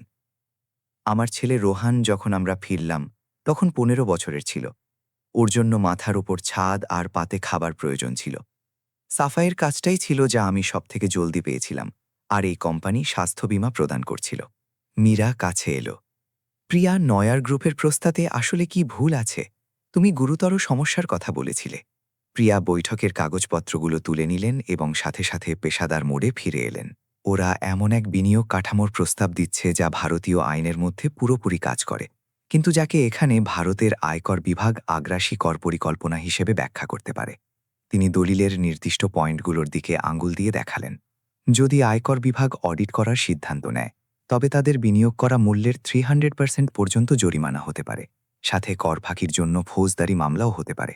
বিক্রম সামনে ঝুঁকে বসলেন, অবশেষে গুরুত্বটা বুঝতে পারলেন। আর তুমি কি জানো যে ইনভেস্টমেন্ট না হারিয়ে এটি কিভাবে সমাধান করতে হবে? আমি জানি এটি কিভাবে সমাধান করতে হবে। আমাকে চুক্তিপত্রে ৩টি নির্দিষ্ট ধারা সংশোধন করতে হবে এবং ২টি আইনি সুরক্ষা ব্যবস্থা অন্তর্ভুক্ত করতে হবে, যা সবকিছু স্বচ্ছ করে তুলবে। প্রিয়া নিজের নোটগুলো দেখালেন। এটি বিনিয়োগকে উভয় দেশে পুরোপুরি আইনি এবং অডিটেবল করে তোলে, বৈধ কর সুবিধাগুলো না কমিয়েই। প্রকৃতপক্ষে এটি উভয় পক্ষের জন্য আইনি সুরক্ষাকে আরও বাড়িয়ে দিতে পারে। আরতি বিক্রমের কাঁধের ওপর দিয়ে কাগজপত্রগুলো দেখল। তুমি এতটা নিশ্চিত কিভাবে যে এটি কাজ করবে? কারণ আমি রেনল্টের জন্য প্রায় একই ধরনের বিনিয়োগ কাঠামো তৈরি করেছিলাম যখন তারা মেক্সিকো আর আর্জেন্টিনায় কাজ শুরু করেছিল। একই কর যুক্তি বিভিন্ন জাতীয় নিয়ম অনুযায়ী সাজানো। প্রিয়া এক মুহূর্ত থামলেন, বছরের অভিজ্ঞতার আত্মবিশ্বাস দেখিয়ে। তাছাড়া আমি এখনও কিছু প্রাক্তন সহকর্মীর সাথে অনানুষ্ঠানিক যোগাযোগে আছি, যারা বড় আন্তর্জাতিক কর উপদেষ্টা ফার্মে কাজ করেন। আমি জানি জাতীয় কর বিভাগ কোন কাঠামোগুলো নিয়ে প্রশ্ন তুলছে আর কোনগুলো নিরাপদ বলে গণ্য হচ্ছে। বিক্রম তাকে পর্যবেক্ষণ করলেন। প্রিয়া, তুমি শুধু একজন ব্যর্থ প্রাক্তন আধিকারিক নও, তুমি ল্যাটিন আমেরিকার বাজারে ইউরোপীয় বিনিয়োগের একজন আন্তর্জাতিক বিশেষজ্ঞ। আমি যতজনকে দেখেছি তার মধ্যে অন্যতম সেরা। সেটি ৪ বছর আগের কথা। কর্পোরেট দুনিয়ায় ওটা অনেক লম্বা সময়। প্রিয়া ঠিক করে দিলেন, কিন্তু তার চোখে এক উজ্জ্বলতা ছিল যা অনেক বছর সেখানে ছিল না। না প্রিয়া, তোমার মতো জ্ঞান কখনো হারিয়ে যায় না। তুমি এই মাত্র $500 মিলিয়ন চুক্তি বাঁচিয়ে সেটি প্রমাণ করেছ, যা আমি সই করতে যাচ্ছিলাম এবং যা আমাকে তছনছ করে দিতে পারত। বিক্রম উঠে দাঁড়ালেন। এমন এক সিদ্ধান্ত নিলেন যা সবকিছু বদলে দেবে। যখন আমরা ওই ঘরে ফিরে যাব, তখন আমি চাই তুমি সরাসরি আমার সাথে আলোচনা করো, একজন অনুবাদক হিসেবে নয়, বরং কোম্পানির সিনিয়র পরামর্শদাতা হিসেবে। প্রিয়া ইতস্তত করলেন, পুরনো ভয় ফিরে আসছিল। বিক্রম, আমি এটি করতে পারি না। আমি আনুষ্ঠানিকভাবে তোমার সাফাই কর্মী। যদি নয়ার গ্রুপের সদস্যরা সত্যিটা জানতে পারে। প্রিয়া, নয়ার গ্রুপের সদস্যরা আগেই বুঝতে পেরে গিয়েছেন যে তুমি সাধারণ অনুবাদক নও। কৃষ্ণনের আন্তর্জাতিক ব্যবসায় ৪০ বছরের অভিজ্ঞতা আছে। তিনি জানেন কিভাবে বিশ্বমানের দুঃখতাকে চিনতে হয়, কাগজে কদের নাম যাই হোক না কেন। বিক্রম জানলার দিকে হেঁটে গেলেন। আর সত্যি বলতে, আজ যা দেখলাম তারপর আমার মনে হয় এই বিশেষ ব্যবসা সম্পর্কে আমার থেকেও তোমার বেশি জ্ঞান আছে। দরজায় হালকা টোকায় আলোচনায় বাধা পড়ল। এটি রিসেপশনিস্ট ছিল। মিস্টার সিং, নয়ার গ্রুপের সদস্যরা জিজ্ঞাসা করছেন তারা কি বৈঠক চালিয়ে যেতে পারেন। তারা বললেন তাদের কিছু নির্দিষ্ট কারিগরি বিষয়ে ভারতীয় পরামর্শদাতার সাথে আলোচনা করার আছে। বিক্রম আর প্রিয়া একে অপরের দিকে তাৎপর্যপূর্ণ দৃষ্টিতে তাকালেন। ওরা তোমাকে পরামর্শদাতা বলেছে, অনুবাদক নয়, বিক্রম মন্তব্য করলেন। কারণ আপনারা আমাকে অনুবাদক হিসেবে পরিচয় করিয়েছিলেন, কিন্তু আমি আন্তর্জাতিক পরামর্শদাতা হিসেবেই কাজ করেছি। নয়ার গ্রুপের প্রথাগত সদস্যদের কাছে কারিগরি দক্ষতা আনুষ্ঠানিক পদের থেকে বেশি কথা বলে। তারা অভিজ্ঞতা চিনতে পেরেছেন। যখন তারা এটি দেখেছেন তখন আমরা তাদের সেটাই দেব যা তারা চান। বিক্রম চূড়ান্ত সিদ্ধান্ত নিলেন। প্রিয়া, এই বৈঠকটি সেই আন্তর্জাতিক পরামর্শদাতা হিসেবেই শেষ করো যা তুমি আসলে। এই ব্যবসাটি আমার সাথে পার্টনার হিসেবে ক্লোজ করো, কর্মচারী হিসেবে নয়। প্রিয়া আশা আর ভয়ের মিশ্রণ নিয়ে তার দিকে তাকালেন। আশা, সেই মানুষটি হিসেবে ফেরার যা হওয়ার জন্য তিনি জন্মেছিলেন। ভয়, যে সবকিছু হয়তো আবার ভেঙে পড়বে। বিক্রম, আজ থেকে আর কোনো ফেরার পথ নেই, তুমি এটি বুঝছ তো? বিক্রম হাসলেন। সংকট শুরু হওয়ার পর এই প্রথম। প্রিয়া, আজ তুমি যা করেছ তারপর আমি আর ফেরার পথ চাইও না। আমি চাই তুমি ঠিক সেরকমই থাকো যেমন তুমি সবসময় ছিলে, সেরা আন্তর্জাতিক আলাপকারী যাকে আমি চিনি। যখন তারা মিটিং রুমে ফিরলেন, প্রিয়া আর লুকানোর চেষ্টা করছিলেন না।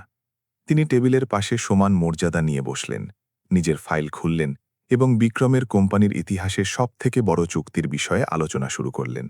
সেই একই আভিজাত্য ও দক্ষতার সাথে যা তাকে বহুজাতিক কোম্পানিগুলোতে এক কিংবদন্তি বানিয়ে দিয়েছিল। ৪ বছরের মধ্যে প্রথমবার প্রিয়া শর্মা ঠিক সেরকমই হয়ে উঠলেন যা হওয়ার জন্য তিনি জন্মেছিলেন, একজন দুর্দান্ত আধিকারিক যিনি কোটি কোটি টাকার চুক্তি এত স্বাভাবিকভাবে ক্লোজ করছিলেন যেন তাকে কোনোদিন থামতেই হয়নি। ৩ ঘণ্টা পর যখন নয়ার গ্রুপের সদস্যরা শেষ পর্যন্ত টেবিল থেকে উঠলেন, বিক্রম জানতেন তিনি ঐতিহাসিক কিছু দেখেছেন। তারা শুধু $500 মিলিয়ন মূল চুক্তিই ক্লোজ করেননি, বরং প্রিয়া এমন এক জোটের কাঠামো তৈরি করেছিলেন যাতে পরবর্তী 18 মাসে আরও 2টি প্রজেক্ট অন্তর্ভুক্ত ছিল, যার মোট মূল্য $800 মিলিয়ন পৌঁছে গিয়েছিল। কৃষ্ণান প্রিয়ার কাছে এলেন এবং সেই গভীর সম্মানের সাথে হাত মেলালেন যা তিনি খুব কমই কাউকে দেন। ম্যাডাম শর্মা, আপনার ক্যালিবারের কারো সাথে কাজ করা আনন্দের ছিল। কারিগরি জ্ঞান আর ব্যবসায়িক আভিজাত্যের এমন সমন্বয় আমরা খুব কমই পাই। অর্জুন শান্ত কিন্তু অকৃত্রিম ইংরেজিতে যোগ করলেন, আপনি একটি ভালো বিনিয়োগকে একটি অসাধারণ সুযোগে পরিণত করেছেন। দিল্লিতে আমাদের টিম খুব প্রভাবিত হবে। তৃতীয় ব্যক্তি যাকে প্রিয়া গ্রুপের চিফ ফিনান্সিয়াল অফিসার হিসেবে জানলেন, তিনি তাকে নিজের ব্যক্তিগত কার্ড দিলেন। ম্যাডাম, যদি আপনি কখনো ইউরোপীয় বাজারে ফেরার কথা ভাবেন, তবে আমরা সুযোগের বিষয়ে কথা বলতে চাইব। নয়ার গ্রুপের সদস্যরা আগামী সপ্তাহে চূড়ান্ত দলিলের সাথে ফেরার প্রতিশ্রুতি দিয়ে চলে যাওয়ার পর বিক্রম আর প্রিয়া ঘরে একা রয়ে গেলেন। নীরবতাটি উত্তেজনা, অর্জন আর এক অমোঘ পরিবর্তনে ঠাসা ছিল। প্রিয়া, বিক্রম অবশেষে বললেন সেই দিন প্রথমবার নিজের টাই আলগা করে, 3 ঘন্টায় তুমি আমার কোম্পানির ইতিহাসের সবথেকে বড় চুক্তি ক্লোজ করেছ। তুমি শুধু একটি চুক্তি বাঁচাওনি যা আমাকে বরবাদ করতে পারত, বরং তুমি এটিকে আমার স্বপ্নের থেকেও অনেক বড় করে তুলেছ। তিনি সঠিক শব্দ খুঁজতে খুঁজতে এক মুহূর্ত থামলেন। আর তুমি সেটা করেছ এমন এক জ্ঞান আর অভিজ্ঞতা ব্যবহার করে, যার বিষয়ে আমি 2 বছর ধরে আমার থেকে মাত্র কয়েক মিটার দূরে থাকা সত্ত্বেও জানতাম না। প্রিয়া কাগজগুলো ফাইলে রাখছিলেন, তার দিকে তাকানো এড়িয়ে যাচ্ছিলেন। এখন যখন আলোচনার উত্তেজনা কমে গিয়েছিল, যা ঘটেছিল তার বাস্তবতা মনে আসছিল। তিনি আর অদৃশ্য সাফাই কর্মী ছিলেন না, কোনো ফেরার পথ ছিল না। আমি সেটাই করেছি মিস্টার সিং, এটুকুই। আমাকে মিস্টার সিং বলা বন্ধ করো। আজ যা হলো তারপর আমার মনে হয় আমরা বিক্রম আর প্রিয়া হতে পারি। তিনি ভারী মনে বসে পড়লেন। প্রিয়া, আমাকে তোমাকে একটি সরাসরি প্রশ্ন করতে হবে এবং আমার সম্পূর্ণ সৎ উত্তর চাই। প্রিয়া অবশেষে তার দিকে ফিরলেন, নিজেকে তৈরি করে। তুমি আমাকে আগে কেন বলনি তুমি আসলে কে? যখন তুমি স্পষ্টতই আমার দেখা সবথেকে উজ্জ্বল ব্যবসায়িক মস্তিষ্কগুলোর একজন, তখন তুমি সাফাই কর্মী হিসাবে কাজ করা কেন মেনে নিলে? প্রিয়া গভীর শ্বাস নিলেন, যেন তিনি বছরের পর বছর ওই বোঝাটা বয়ে বেড়াচ্ছিলেন। বিক্রম, যখন আপনি অসহায় হন, যখন আপনাকে আপনার ছেলের জন্য পাতে খাবার জোগাতে হয় আর মাসের শেষে ঘর ভাড়া দিতে হয়, তখন অহংকার একটি বিলাসিতা যা আপনি বহন করতে পারেন না। তিনি জানলা দিয়ে সেই শহরের দিকে তাকাতে থাকলেন, যা তাকে আশ্রয় দিয়েছিল যখন তার কাছে কিছু ছিল না। আর সত্যি বলতে, ফ্রান্সে সবকিছু হারানোর পর সব খবরের কাগজে নিজের নাম কেলেঙ্কারির সাথে যুক্ত দেখে আমি নিজের পেশাদার দক্ষতার ওপর থেকে বিশ্বাস হারিয়ে ফেলেছিলাম। আমি এটা বিশ্বাস করতে শুরু করেছিলাম যে আমি হয়তো ততটা ভালো নই যতটা আমি ভাবতাম। আর আজ ইউরোপের অন্যতম মার্জিত বিনিয়োগকারীদের মুগ্ধ করার পর তোমার কেমন লাগছে? প্রিয়া হাসলেন, এক অকৃত্রিম হাসি, যা এমন এক অনুভূতিতে ভরা যা তিনি বহু বছর অনুভব করেননি। আজ 4 বছরের মধ্যে প্রথমবার আমার নিজেকে মনে হলো যেন আমি খুব খারাপ একটি স্বপ্ন থেকে জেগে উঠেছি। বিক্রম উঠে দাঁড়িয়ে জানলার কাছে গেলেন। প্রিয়া, আমার একটি প্রস্তাব দেওয়ার আছে। সত্যি বলতে আমার কাছে অনেকগুলো প্রস্তাব আছে। প্রিয়া চুপচাপ অপেক্ষা করছিলেন, তার বুক ধড়ফড় করছিল। প্রথম অপশন, তুমি সেই প্রস্তাবগুলোর মধ্যে একটি গ্রহণ করো যা নয়ার গ্রুপের সদস্যদের থেকে অবশ্যই আসবে। তুমি একজন স্বাধীন আন্তর্জাতিক পরামর্শদাতা হয়ে যাও, অনেক টাকা উপার্জন করো আর ইউরোপীয় বাজারে নিজের ক্যারিয়ার পুরোপুরি নতুন করে তৈরি করো। বিক্রম তার দিকে ফিরলেন। দ্বিতীয় অপশন, তুমি সিং এন্টারপ্রাইজেসে আমার পার্টনার হয়ে যাও। আমরা মিলে এই আন্তর্জাতিক বিস্তার আর ভবিষ্যতে সব বিস্তারের ব্যবস্থাপনা করি। প্রিয়া পলক ফেললেন, নিশ্চিত ছিলেন যে তিনি ভুল শুনেছেন। পার্টনার? প্রিয়া, আজ যা দেখলাম তারপর আমি নিশ্চিত যে তুমি আমার থেকেও আন্তর্জাতিক বাজারগুলোকে অনেক ভালো চেনো। তোমার কাছে যোগাযোগ, অভিজ্ঞতা, বিশ্বাসযোগ্যতা আছে, আর স্পষ্টতই একটি আঞ্চলিক ভারতীয় কোম্পানিকে আন্তর্জাতিক খেলোয়াড়ে পরিণত করার প্রতিভা আছে। বিক্রম ডেস্কের কাছে এলেন। আমি কোম্পানিতে 25% অংশীদারিত্বের প্রস্তাব দিচ্ছি, সাথে তোমার আনা সব আন্তর্জাতিক চুক্তির মুনাফায় একটি বিশেষ লভ্যাংশ। প্রিয়ার চোয়াল সত্যি সত্যি ঝুলে গেল। 4 বছর ধরে তিনি অফিস পরিষ্কার করেছিলেন আর দ্বিতীয় সুযোগে স্বপ্ন দেখেছিলেন। এখন হঠাৎ তাকে এমন এক কোম্পানিতে অংশীদারিত্বের প্রস্তাব দেওয়া হচ্ছিল যা এই মাত্র তার ইতিহাসের সবথেকে বড় চুক্তি সই করেছে। প্রিয়া, এটি আমি মেনে নিতে পারি না। এটি অনেক বেশি উদারতা। তুমি আমাকে ঠিকমতো চেনোও না। প্রিয়া, আজ তুমি আমার কোম্পানিকে একটি চুক্তি থেকে বাঁচিয়েছ যা ফৌজদারি মামলা আর লক্ষ লক্ষ টাকার জরিমানার কারণ হতে পারত। তারপর তুমি 500 মিলিয়নের ব্যবসাকে 800 মিলিয়নের জোটে বদলে দিলে। যদি এটি পার্টনারশিপের যোগ্য না হয়, তবে আমি জানি না আর কি হবে। বিক্রম মন থেকে হাসলেন। তাছাড়া আমার দৃঢ় বিশ্বাস যে তোমার মতো পার্টনার সাথে থাকলে নয়ার গ্রুপের 800 মিলিয়ন তো মাত্র শুরু। প্রিয়া উঠে দাঁড়িয়ে জানলার কাছে চলে গেলেন, সেই শহরের দিকে তাকাতে যেখানে তিনি 4 বছর আগে শূন্য থেকে নিজের জীবন শুরু করেছিলেন। একটি শহর যা তাকে শরণার্থীর মতো গ্রহণ করেছিল এবং এখন তাকে একটি দ্বিতীয় সুযোগ দিচ্ছিল যা তিনি কখনো কল্পনাও করেননি। কয়েক মিনিট তিনি চুপচাপ দাঁড়িয়ে থাকলেন, প্রস্তাবের গভীরতা অনুভব করে। পার্টনারশিপ মানে তার আর রোহানের জন্য আর্থিক সুরক্ষা, পেশাদার পরিচয়। এর মানে ছিল তিনি অবশেষে তার সব জ্ঞান আর অভিজ্ঞতা লোকচক্ষুর অন্তরালে না থেকে ব্যবহার করতে পারবেন। বিক্রম, আমি কি একটি পাল্টা প্রস্তাব করতে পারি? অবশ্যই। আমি পার্টনারশিপ গ্রহণ করছি, কিন্তু 3টি শর্তের সাথে। প্রিয়া সেই দৃঢ় সংকল্পের সাথে তার দিকে ফিরলেন, যা বিক্রম এখন চিনতে শিখছিলেন। প্রথম, আমি চাই এই কোম্পানির সব পরিচ্ছন্নতা কর্মী আর সাধারণ সেবা কর্মচারীদের বেতনের পুনর্মূল্যায়ন করা হোক এবং অন্তত 30% বাড়ানো হোক। যদি আমি সাফাই কর্মী থেকে পার্টনার হতে পারি, তবে অন্যদেরও সুযোগ আর স্বীকৃতি পাওয়া উচিত। বিক্রম সাথে সাথে মাথা নাড়লেন, তার উদারতা আর সামাজিক সচেতনতায় মুগ্ধ হয়ে। ঠিক আছে, পুরোপুরি মেনে নিলাম। আর দ্বিতীয় শর্ত, আমি কর্মচারীদের সন্তানদের জন্য একটি স্কলারশিপ প্রোগ্রাম চালু করতে চাই। শিক্ষা জীবন বদলে দেয় এবং আমি চাই কোম্পানি সেই পরিবর্তনের অংশ হোক। প্রিয়া এক মুহূর্ত থামলেন। রোহান দিল্লি ইউনিভার্সিটিতে স্কলারশিপ পেয়েছিল, কিন্তু আমি জানি এখানে কত পরিবার তাদের সন্তানদের ভালো শিক্ষা দেওয়ার জন্য লড়াই করে। চমৎকার, আমরা প্রিয়া শর্মা স্কলারশিপ প্রোগ্রাম তৈরি করব। আর তৃতীয় শর্ত, প্রিয়া দুষ্টুমি ভরে হাসলেন, আমি আমার বদলে সাফাইয়ের কাজ করতে আসা ব্যক্তিটিকে প্রশিক্ষণ দেওয়ার জন্য 1 সপ্তাহ সময় চাই। আমি কাজ অসমাপ্ত রেখে ছাড়তে পারি না। বিক্রম প্রাণ খুলে হাসলেন তার বিনয় দেখে।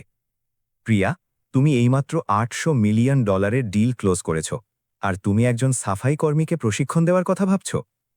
বিক্রম, আমি জীবনে একটা কথা শিখেছি, যে প্রতিটি সৎ কাজে মর্যাদা থাকে, আর প্রতিটি পরিবর্তন দায়িত্ব ও সম্মানের সাথে করা উচিত।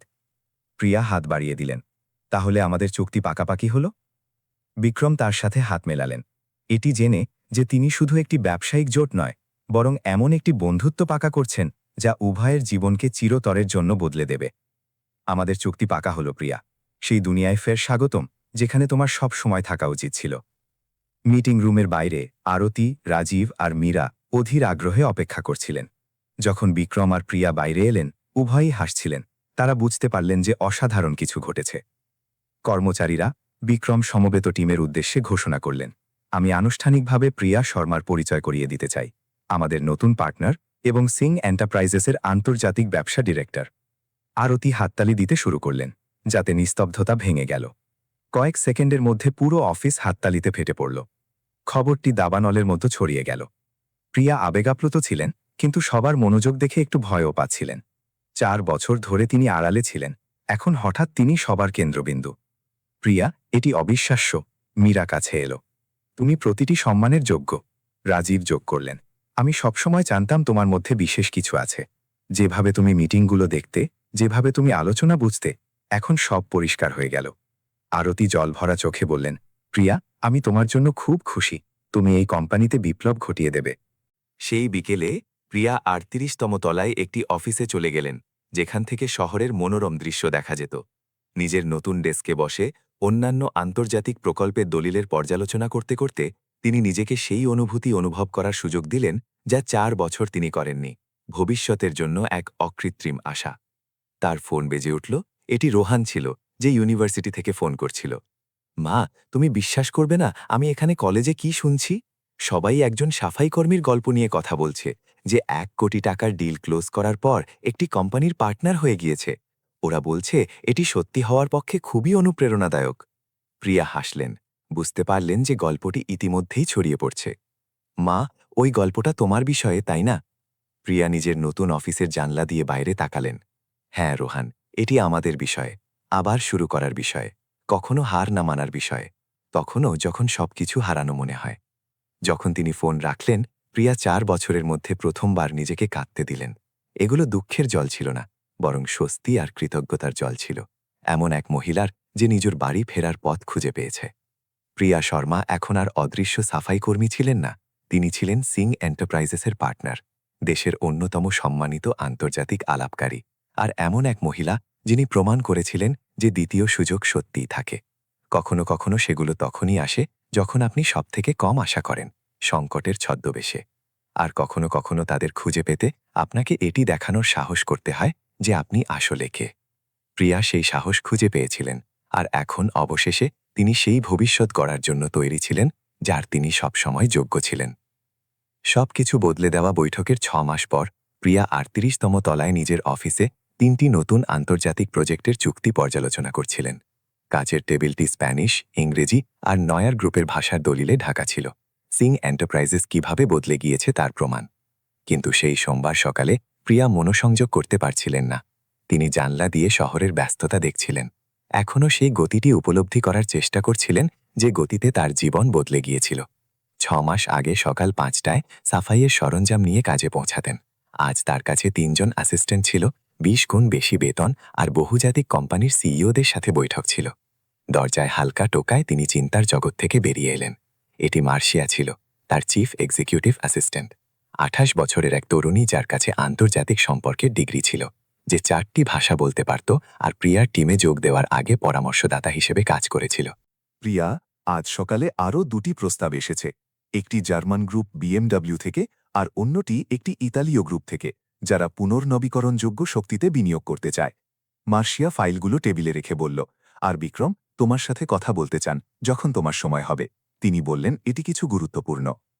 প্রিয়া হাসলেন নিজের চশমা ঠিক করতে করতে। বিক্রমকে বলো যে আমি এখন ফাঁকা আছি।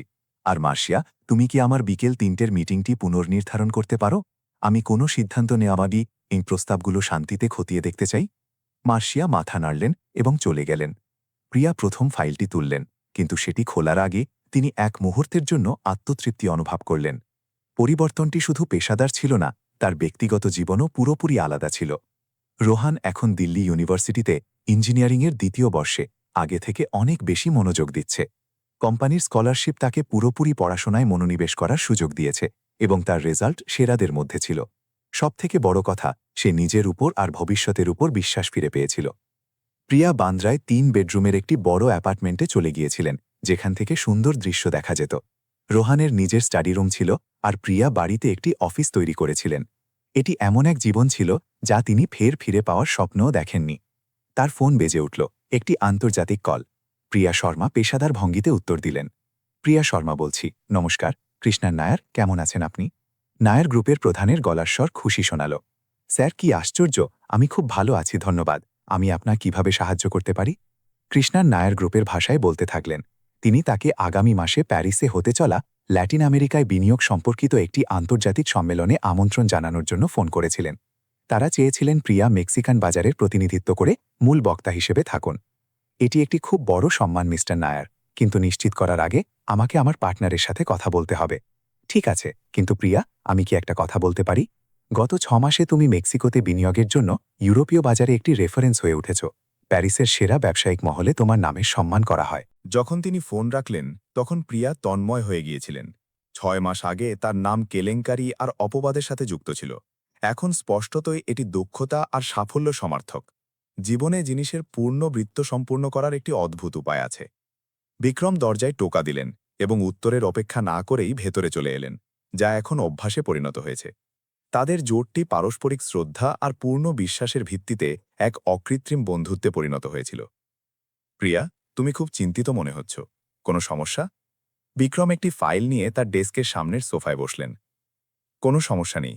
কৃষ্ণার নয়ার এইমাত্র প্যারিস থেকে ফোন করেছিলেন। তিনি চান আমি ল্যাটিন আমেরিকায় বিনিয়োগের ওপর একটি আন্তর্জাতিক সম্মেলনে বক্তৃতা দিই। প্রিয়া হাসলেন। স্পষ্টতই গত কয়েক মাসে আমি ইউরোপীয় বাজারে একটি রেফারেন্স হয়ে উঠেছি। বিক্রম জোরে হাসলেন। প্রিয়া, তুমি সবসময়ই একজন রেফারেন্স ছিলে, তোমাকে শুধু সেটি আবার দেখানোর সুযোগ প্রয়োজন ছিল। তিনি ফাইলটি খুললেন। আর সুযোগের কথা বললে, আমার কাছে একটি প্রস্তাব আছে যা তোমার আকর্ষণীয় মনে হতে পারে। প্রিয়া উৎসুক হয়ে সামনে ঝুঁকলেন। ওএনজিসি থেকে একটি প্রস্তাব এসেছে। তারা গভীর সমুদ্রে তেল অনুসন্ধানের জন্য ইউরোপীয় কোম্পানিগুলোর সাথে একটি যৌথ উদ্যোগ তৈরি করছে। এটি $15 মিলিয়ন প্রজেক্ট। বিক্রম সংখ্যাটিকে গুরুত্ব দেওয়ার জন্য এক মুহূর্ত থামলেন। আর তারা বিশেষভাবে সিং এন্টারপ্রাইজেসকে তোমার নেতৃত্বে পরামর্শদাতা হিসেবে চায়। প্রিয়া নিজের বুক ধরফর করতে অনুভব করলেন। $15 মিলিয়ন কোম্পানির ইতিহাসের সবথেকে বড় প্রজেক্ট হবে এবং সম্ভবত মেক্সিকোতে এখন পর্যন্ত সবথেকে বড় আন্তর্জাতিক পরামর্শ চুক্তি হবে। বিক্রম, এটি তো অনেক বড়। তুমি কি নিশ্চিত যে তারা বিশেষভাবে আমার কথাই বলছে? প্রিয়া, ওরা আক্ষরিকভাবে বলেছে যে ওরা ভারত মোটরসের প্রাক্তন ডিরেক্টরকে চায়, যিনি নয়ার গ্রুপের সদস্যদের মুগ্ধ করেছিলেন এবং মেক্সিকান আন্তর্জাতিক পরামর্শ বাজারে বিপ্লব আনছেন। বিক্রম হাসলেন। তোমার সম্মান ওএনজিসি পর্যন্ত পৌঁছে গিয়েছে। প্রিয়া উঠে দাঁড়ালেন এবং সুযোগের গভীরতা বোঝার চেষ্টা করতে করতে জানলার কাছে গেলেন। 6 মাস আগে তিনি এক্সিকিউটিভ টয়লেট পরিষ্কার করতেন। এখন দেশের সবথেকে বড় কোম্পানি তাকে দশকের সবথেকে বড় প্রজেক্টের জন্য কাজে নিতে চায়। বিক্রম, এই মাপের প্রজেক্ট গ্রহণ করার মানে হল আমাদের কাজের পরিধি নাটকীয়ভাবে বাড়াতে হবে। আমাদের আরও পরামর্শদাতা নিয়োগ করতে হবে, অন্য শহরে অফিস খুলতে হবে, হয়তো বিদেশেও। আমি জানি এবং আমি তার জন্য প্রস্তুত। বিক্রম উঠে দাঁড়ালেন। প্রিয়া, যখন আমি তোমাকে পার্টনারশিপের অফার দিয়েছিলাম তখন আমি জানতাম তুমি এই কোম্পানিকে বদলে দেবে, কিন্তু আমিও কল্পনা করিনি যে এটি এত দ্রুত আর এত বড় হবে। প্রিয়া তার দিকে ফিরলেন। বিক্রম, আমাকে সৎ হতে হবে। এই ধরনের প্রজেক্ট আন্তর্জাতিক দৃষ্টি আকর্ষণ করবে। ফ্রান্সে আমার অতীত, সঞ্জয়ের সাথে সেই কেলেঙ্কারি, সবকিছু আবার সামনে আসতে পারে। বিক্রম তাকে পর্যবেক্ষণ করলেন। প্রিয়া, তুমি কি ভয় পাচ্ছ? ঠিক ভয় নয়, কিন্তু একটা চিন্তা। আমরা এখানে খুব সুন্দর কিছু তৈরি করেছি, একটি শক্ত সম্মান। আমি চাই না অতীত যা অর্জন করেছি তার ক্ষতি করুক। বিক্রম কাছে এলেন এবং তার কাঁধে হাত রাখলেন। প্রিয়া, তুমি জীবনের সবথেকে খারাপ জিনিসের মুখোমুখি হয়েছ, আর তুমি শক্তিশালী হয়ে উঠেছ। তুমি সবকিছু হারিয়ে আবার একটি ভালো ক্যারিয়ার তৈরি করেছ। যদি কেউ তোমার অতীত তোমার বিরুদ্ধে ব্যবহার করার চেষ্টা করে, তবে তারা জানতে পারবে যে তুমি 4 বছর আগের সেই দুর্বল মহিলা নও। প্রিয়া মাথা নাড়লেন, এটি অনুভব করে যে আত্মবিশ্বাস ফিরে আসছিল। তুমি ঠিক বলছ, এবং তাছাড়া সত্য সবসময় আমাদের পক্ষে ছিল। আমি কখনো কিছু ভুল করিনি। ঠিক আছে, আর এখন তোমার কাছে মেক্সিকোতে একটি শক্তিশালী কোম্পানি, একটি নির্ভুল সম্মান আর শক্তিশালী বন্ধুরা আছে যারা তোমাকে সমর্থন করে। বিক্রম ফাইলে ফিরে গেলেন। তাহলে কি মনে হয়, আমরা কি ওএনজিসির চ্যালেঞ্জ গ্রহণ করছি? প্রিয়া আরও একবার জানলার বাইরে সেই শহরের দিকে তাকালেন যা তাকে তখন গ্রহণ করেছিল যখন তার কাছে কিছুই ছিল না, আর যা এখন তাকে তার ক্যারিয়ারের সবথেকে বড় সুযোগ দিচ্ছিল। আমরা গ্রহণ করছি, কিন্তু একটি শর্তের সাথে। কোনটি? আমি চাই এই প্রকল্পের ফি-এর একটি অংশ আমাদের ছাত্রবৃত্তি কর্মসূচির বিস্তার করার জন্য উৎসর্গ করা হোক। যদি আমরা বড় হতে চলেছি তবে আমি চাই আমাদের সামাজিক দায়িত্ব আমাদের সাথে বাড়ুক। বিক্রম হাসলেন, তার উদারতায় মুগ্ধ হলেন। হয়ে গেল, আমরা নিট ফি-এর 5% ছাত্রবৃত্তির জন্য বরাদ্দ করব। তারা পরবর্তী 2 ঘন্টা কোম্পানির বিস্তারের পরিকল্পনা করতে কাটালেন। তারা অন্তত 10 জন নতুন পরামর্শদাতা নিয়োগ করার, ওএনজিসির কাছাকাছি থাকার জন্য মুম্বাইয়ে একটি কার্যালয় খোলার এবং সম্ভবত প্যারিসে একটি প্রতিনিধিত্ব স্থাপনের প্রয়োজনীয়তা নিয়ে আলোচনা করলেন। প্রিয়া, আরও একটি কথা আছে, বিক্রম বললেন, যখন তারা শেষ করছিলেন। আমার কাছে দি ইকোনমিক টাইমস সংবাদপত্র থেকে ফোন এসেছিল। ওরা পরিচ্ছন্নতা কর্মী থেকে নির্বাহী শিরোনামের অধীনে মানি সেকশনের জন্য একটি কভার স্টোরি করতে চায়। সেই মহিলার গল্প যিনি মেক্সিকান আন্তর্জাতিক পরামর্শ বাজারে বিপ্লব আনছেন। প্রিয়া ইতস্তত করলেন। বিক্রম, আমি জানি না যে আমি এই ধরনের প্রচারের জন্য প্রস্তুত কিনা। প্রিয়া, তুমি চাও বা না চাও তুমি একটি প্রতীক হয়ে গিয়েছ। এই কথার প্রমাণ যে মেক্সিকোতে অসাধারণ প্রতিভা আছে এবং দ্বিতীয় সুযোগ সত্যিই বিদ্যমান। বিক্রম সামনে ঝুঁকলেন। তোমার গল্প সেই হাজার হাজার মানুষকে অনুপ্রাণিত করতে পারে যারা কঠিন সময়ের মধ্যে দিয়ে যাচ্ছে। ঠিক আছে, প্রিয়া এক মুহূর্তের জন্য ভাবলেন। 4 বছর ধরে তিনি লুকিয়েছিলেন, অতীত নিয়ে লজ্জিত এবং ভবিষ্যৎ নিয়ে ভীত ছিলেন। হয়তো এটিই সময় ছিল যে তিনি পুরোপুরি স্বীকার করুন তিনি কি হয়ে উঠেছেন। ঠিক আছে, কিন্তু আমি চাই প্রতিবেদনে আমাদের ছাত্রবৃত্তি কর্মসূচি সম্পর্কে তথ্য অন্তর্ভুক্ত থাকুক। যদি আমি একটি প্রতীক হতে চলেছি তবে এটি একটি দরকারি প্রতীক হওয়া উচিত। সেই বিকেলে প্রিয়া 4 বছরে জাতীয় মিডিয়ার জন্য নিজের প্রথম সাক্ষাৎকার দিলেন। সাংবাদিক তার গল্পে মোহিত হয়ে গেলেন। ম্যাডাম প্রিয়া, সাংবাদিক শেষে জিজ্ঞাসা করলেন, আপনি সেই সব লোকেদের কি পরামর্শ দেবেন যারা সবকিছু হারিয়ে ফেলেছে এবং বিশ্বাস করে যে তাদের কোনো ভবিষ্যৎ নেই? প্রিয়া মন দিয়ে ভাবলেন, আমি তাদের বলবো যে কখনো কখনো আমাদের নিজেদের সত্যিকারের শক্তি খুঁজে পাওয়ার জন্য রসাতল স্পর্শ করতে হয়। প্রকৃত সম্ভাবনা কখনো হারিয়ে যায় না, সেটি শুধু ঘুমিয়ে থাকে, সঠিক সুযোগের অপেক্ষা করে। এবং এই যে দ্বিতীয় সুযোগ বিদ্যমান, কিন্তু সেগুলো সাধারণত কঠোর পরিশ্রম এবং অনেক বিনয়ের ছদ্মবেশে আসে। যখন সাক্ষাৎকার শেষ হল তখন প্রিয়া নিজেকে মুক্ত অনুভব করলেন। বছর 3 পর এই প্রথমবার তিনি নিজের গল্পের বিষয়ে খোলাখুলি কথা বলেছিলেন, কোনো লজ্জা বা ভয় ছাড়াই। তিনি নিজের সব উত্থান পতন এবং জয়ের সাথে নিজের যাত্রাকে পুরোপুরি গ্রহণ করে নিয়েছিলেন। দিনের শেষে প্রিয়া রোহানের দেওয়া একটি ছবি পেলেন। এটি তাদের দুজনের ছবি ছিল যখন তার ছেলে হাইস্কুল থেকে স্নাতক হয়েছিল, ফ্রান্স থেকে ফেরার কয়েক মাস পরে। দুজনেই রোগা, ক্লান্ত ছিলেন, কিন্তু হাসছিলেন। তিনি ছবিটিকে আরও একটি সাম্প্রতিক ছবির পাশে রাখলেন, যা তখন নেওয়া হয়েছিল যখন তিনি অংশীদার হয়েছিলেন। রোহান উজ্জ্বল দেখাচ্ছিল, আত্মবিশ্বাসী এবং পরিকল্পনায় ভরপুর ছিল। দুজনের পরিবর্তন স্পষ্ট ছিল। প্রিয়া হাসলেন, নথিপত্র রাখলেন এবং বাড়ি যাওয়ার প্রস্তুতি নিলেন। গাড়িতে তিনি রোহানকে ফোন করলেন। বাবা, কলেজে দিন কেমন কাটল? মা, অবিশ্বাস্য, আন্তর্জাতিক ইঞ্জিনিয়ারিংয়ের প্রফেসর একজন মেক্সিকান নির্বাহী সম্পর্কে মন্তব্য করেছেন যিনি পরিকাঠামো প্রকল্পের জন্য ইউরোপে পরিচিতি পাচ্ছেন। যখন তিনি প্রিয়া শর্মার নাম নিলেন তখন আমি প্রায় চিৎকার করে উঠেছিলাম, তিনি আমার মা! প্রিয়া হাসলেন, তার হৃদয় গর্ব এবং খুশিতে ভরে গেল। রোহান, আমি কি তোমাকে একটি রহস্য বলতে পারি? আজ আমরা ওএনজিসির সাথে $15 মিলিয়ন প্রকল্প গ্রহণ করেছি। এটি আমাদের ইতিহাসের সবথেকে বড় প্রকল্প হবে। রোহান এক মুহূর্তের জন্য চুপ থাকল। মা, তুমি অবিশ্বাস্য। 6 মাসে তুমি পরিচ্ছন্নতা কর্মী থেকে বহু কোটি টাকার প্রকল্পের পরামর্শদাতা হয়ে গেলে। এটি অবিশ্বাস্য মনে হয়। রোহান, এটি সব তোমার বিনে সম্ভব হতো না। তুমি আমাকে চালিয়ে যাওয়ার শক্তি দিয়েছ যখন আমি হার মেনে নিতে চেয়েছিলাম। তুমি আমাকে প্রতিদিন মনে করিয়ে দিয়েছ যে ভবিষ্যতের জন্য লড়াই করা সার্থক। যখন তিনি ফোন রাখলেন তখন প্রিয়া বাড়ি পৌঁছাচ্ছিলেন। বান্দ্রার অ্যাপার্টমেন্টটি আলোকিত এবং আরামদায়ক ছিল। সেই জীবনে পূর্ণ ছিল যা তিনি সংকল্প করে ফের তৈরি করেছিলেন। রোহান লিভিং রুমে পড়াশোনা করছিল। মা, মেক্সিকোর নতুন সপ্তরী বিখ্যাত নির্বাহীর দিন কেমন কাটল? রোহান তাকে জড়িয়ে ধরার জন্য উঠে দাঁড়াল। এটি গুরুত্বপূর্ণ সিদ্ধান্তের দিন ছিল বাবা, এমন সিদ্ধান্ত যা আগামী কয়েক বছরের জন্য আমাদের ভবিষ্যৎ সংজ্ঞায়িত করবে। তারা একসাথে রাতের খাবার খেলেন। রোহানের পরিকল্পনা, ফ্রান্সে একটি এক্সচেঞ্জ প্রোগ্রামের সম্ভাবনা, সেই সব স্বপ্নের কথা বললেন যা এখন আবার সম্ভব ছিল। পরে প্রিয়া ছাদে বসে শহরের আলো দেখছিলেন। তিনি সঞ্জয়ের কথা ভাবলেন, যে এখনও ফ্রান্সে বন্দী ছিল, এবং তিনি উপলব্ধি করলেন যে তার আর রাগ বা বিদ্বেষ অনুভব হয় না। তিনি উদাসীনতা এবং কৃতজ্ঞতা অনুভব করলেন যে তিনি আবার শুরু করার শক্তি পেয়েছিলেন। তিনি সব পরিচ্ছন্নতা কর্মী এবং ছাত্রবৃত্তি কর্মসূচির কথা ভাবলেন। জীবন বদলে যাচ্ছিল।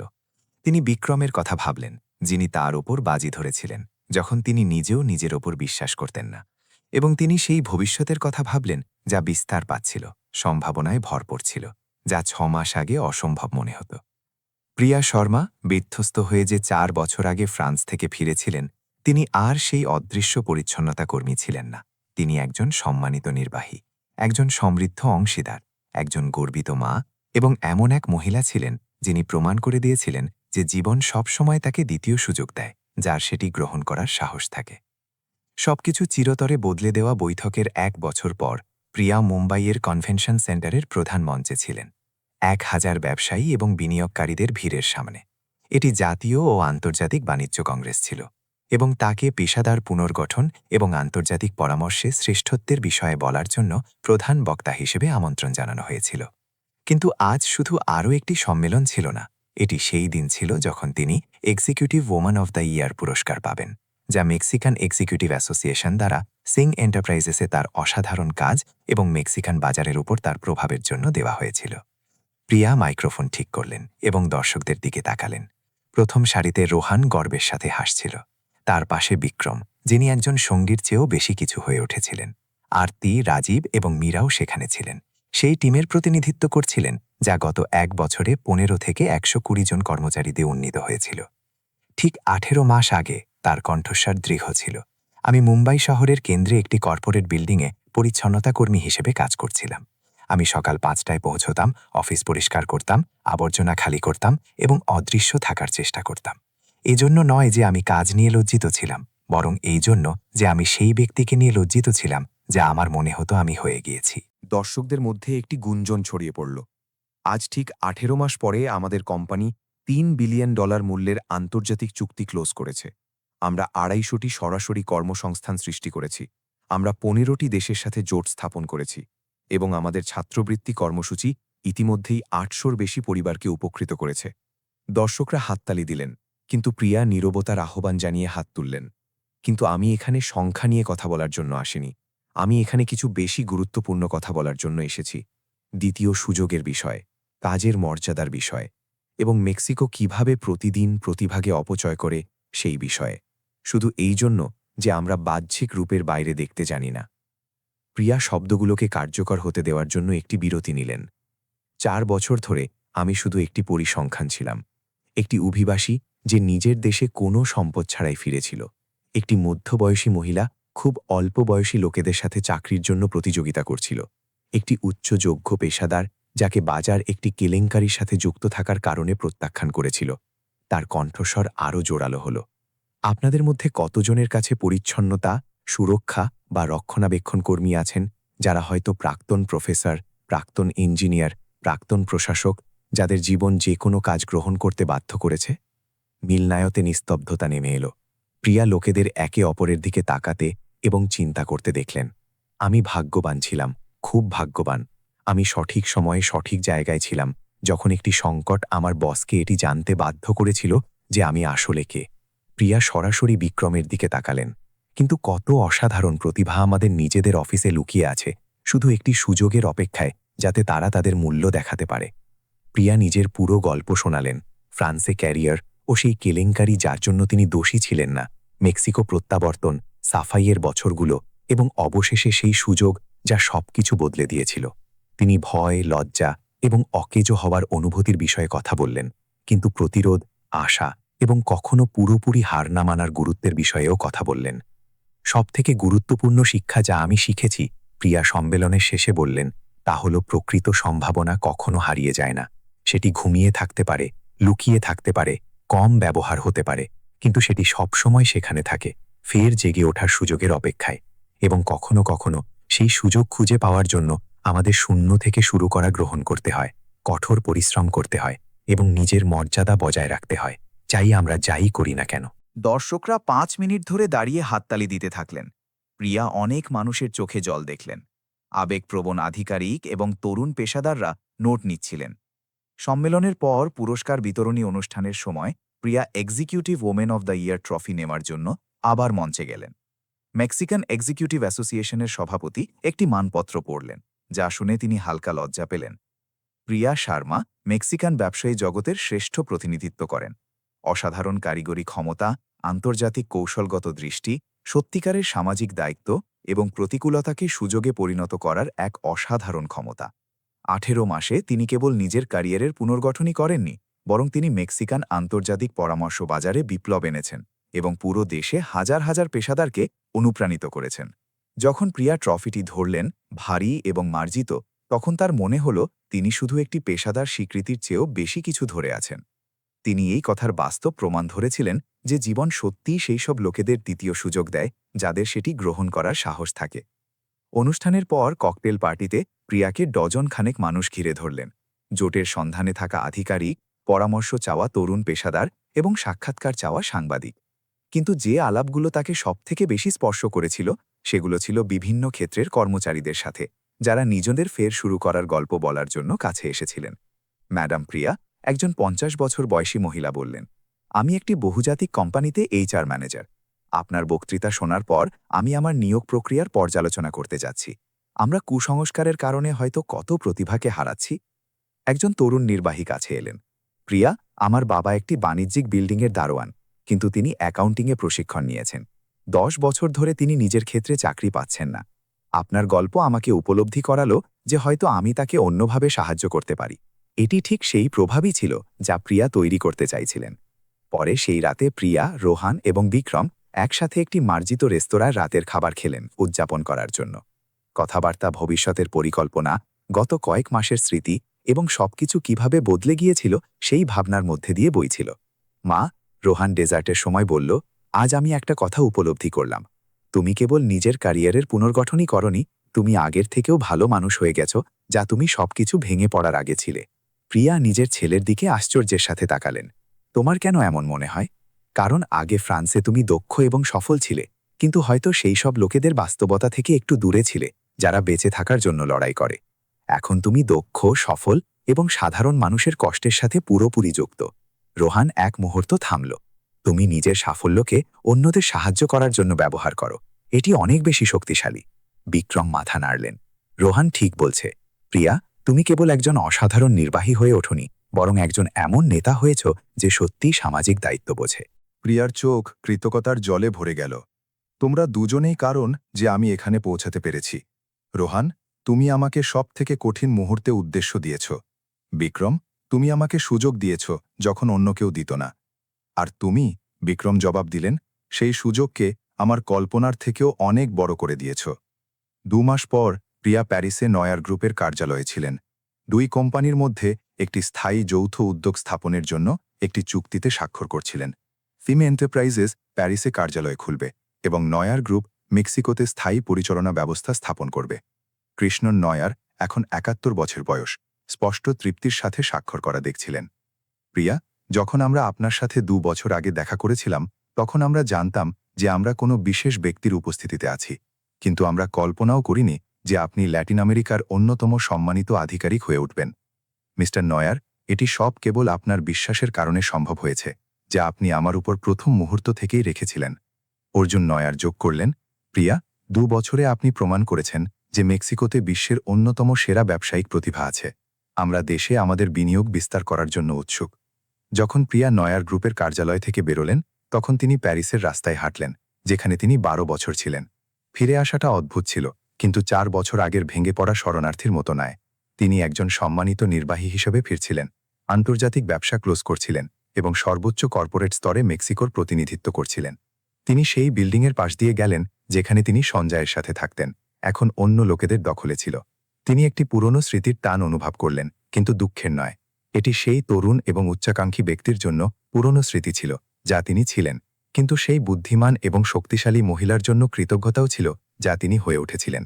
সেই রাতে নিজের হোটেলে প্রিয়া একটি অপ্রত্যাশিত ফোন পেলেন। এটি সঞ্জয় ছিল, যে জেল থেকে ফোন করছিল। প্রিয়া, আমি তোমার বিষয়ে খবর দেখেছি। আমি তোমার অর্জনে মুগ্ধ। প্রিয়া গভীর শ্বাস নিলেন। সঞ্জয়, তুমি কি চাও? আমি সবকিছুর জন্য ক্ষমা চাইছি, তোমার জীবন নষ্ট করার জন্য, তোমাকে আর রোহানকে একটি অসম্ভব পরিস্থিতির মধ্যে ফেলার জন্য। তার কণ্ঠস্বরে অনুশোচনা ছিল। আর আমি চাই তুমি জানো যে আমি গর্বিত তুমি সবকিছু কিভাবে ফের তৈরি করেছ। প্রিয়া এক মুহূর্তের জন্য চুপ থাকলেন। 4 বছর ধরে তিনি সেই ক্ষমার অপেক্ষা করেছিলেন। এখন যখন এটি এলো, তখন তিনি উপলব্ধি করলেন যে তার আর এটির প্রয়োজন নেই। সঞ্জয়, আমি তোমার ক্ষমা গ্রহণ করছি, কিন্তু আমাদের একসাথে জীবন অনেক আগে শেষ হয়ে গিয়েছে। আমি আশা করি তুমি জেল থেকে বেরোনোর পর নিজের পথ খুঁজে নেবে। প্রিয়া, আমি কি একটা কথা জিজ্ঞাসা করতে পারি? তুমি কি এখন খুশি? প্রিয়া হোটেলের জানলা দিয়ে বাইরে তাকালেন। প্যারিসের আলো রাতে জ্বলজ্বল করছিল। আমি কোনোদিনই এতটা খুশি ছিলাম না সঞ্জয়। আমি খুঁজে পেয়েছি যে আমি আমার কল্পনার থেকেও অনেক বেশি শক্তিশালী। যখন তিনি ফোন রাখলেন, তখন প্রিয়া নিজেকে অতীত থেকে পুরোপুরি মুক্ত অনুভব করলেন। সঞ্জয় ছিল শুধু একটি স্মৃতি, এখন একটি শেখা পাঠ, একটি বন্ধ অধ্যায়। মেক্সিকো ফেরার উড়ানে প্রিয়া নতুন চুক্তির নথিপত্র পর্যালোচনা করলেন এবং আন্তর্জাতিক বিস্তারের পরবর্তী ধাপগুলোর পরিকল্পনা করলেন। Singh Enterprises Mexico, France, Colombia এবং আর্জেন্টিনায় পরিচালনা ব্যবস্থা খোলার পরিকল্পনার সাথে ল্যাটিন আমেরিকার অন্যতম শীর্ষস্থানীয় পরামর্শদাতা ফার্ম হয়ে উঠছিল। কিন্তু ব্যবসায়িক উন্নতির চেয়েও বেশি গুরুত্বপূর্ণ, প্রিয়া জানতেন যে তিনি তার সত্যিকারের উদ্দেশ্য খুঁজে পেয়েছিলেন। নিজের সাফল্যকে অন্যদের জন্য সুযোগ তৈরি করতে ব্যবহার করা, পেশাদার মূল্য সম্পর্কে কুসংস্কার ভেঙে ফেলা এবং এটি প্রমাণ করা যে দ্বিতীয় সুযোগ সত্যি বিদ্যমান। যখন বিমান মেক্সিকো সিটিতে নামল, তখন রোহান বিমানবন্দরে একতোড়া ফুর এবং একটি হাসির সাথে তার জন্য অপেক্ষা করছিল, যা পুরো টার্মিনালকে আলোকিত করে দিয়েছিল। মা, নিজের আসল ঘরে ফের স্বাগতম। প্রিয়া নিজের ছেলেকে জড়িয়ে ধরলেন, এটি উপলব্ধি করে যে তিনি অবশেষে কেবল পেশাদার সাফল্যই পাননি, বরং অভ্যন্তরীণ শান্তিও পেয়েছেন। তিনি অদৃশ্য পরিচ্ছন্নতা কর্মী থেকে একজন সম্মানিত আন্তর্জাতিক নির্বাহী হয়ে উঠেছিলেন। কিন্তু সবথেকে গুরুত্বপূর্ণ বিষয়, তিনি একটি জীবন্ত উদাহরণ হয়ে উঠেছিলেন যে জীবন সবসময় তাকে দ্বিতীয় সুযোগ দেয়, যার সেটি গ্রহণ করার সাহস থাকে। প্রিয়া শর্মা এখন আর সেই মহিলা ছিলেন না যিনি ফ্রান্সে সবকিছু হারিয়েছিলেন। তিনি সেই মহিলা ছিলেন যিনি মেক্সিকোতে সবকিছু ফের তৈরি করেছিলেন এবং যিনি এখন পৃথিবীকে আবার জয় করার জন্য প্রস্তুত ছিলেন, কিন্তু এইবার নিজের শর্তে, নিজের শক্তিতে এবং সেই জ্ঞানের সাথে যা কেবল ওখান থেকেই আসে যে রসাতল স্পর্শ করেছে এবং ওপরে ওঠার শক্তি পেয়েছে। শীর্ষে ফিরে যাওয়ার যাত্রা পূর্ণ হয়েছিল এবং ভবিষ্যৎ বহু বছরের মধ্যে প্রথমবার অসীম আশাব্যঞ্জক মনে হচ্ছিল।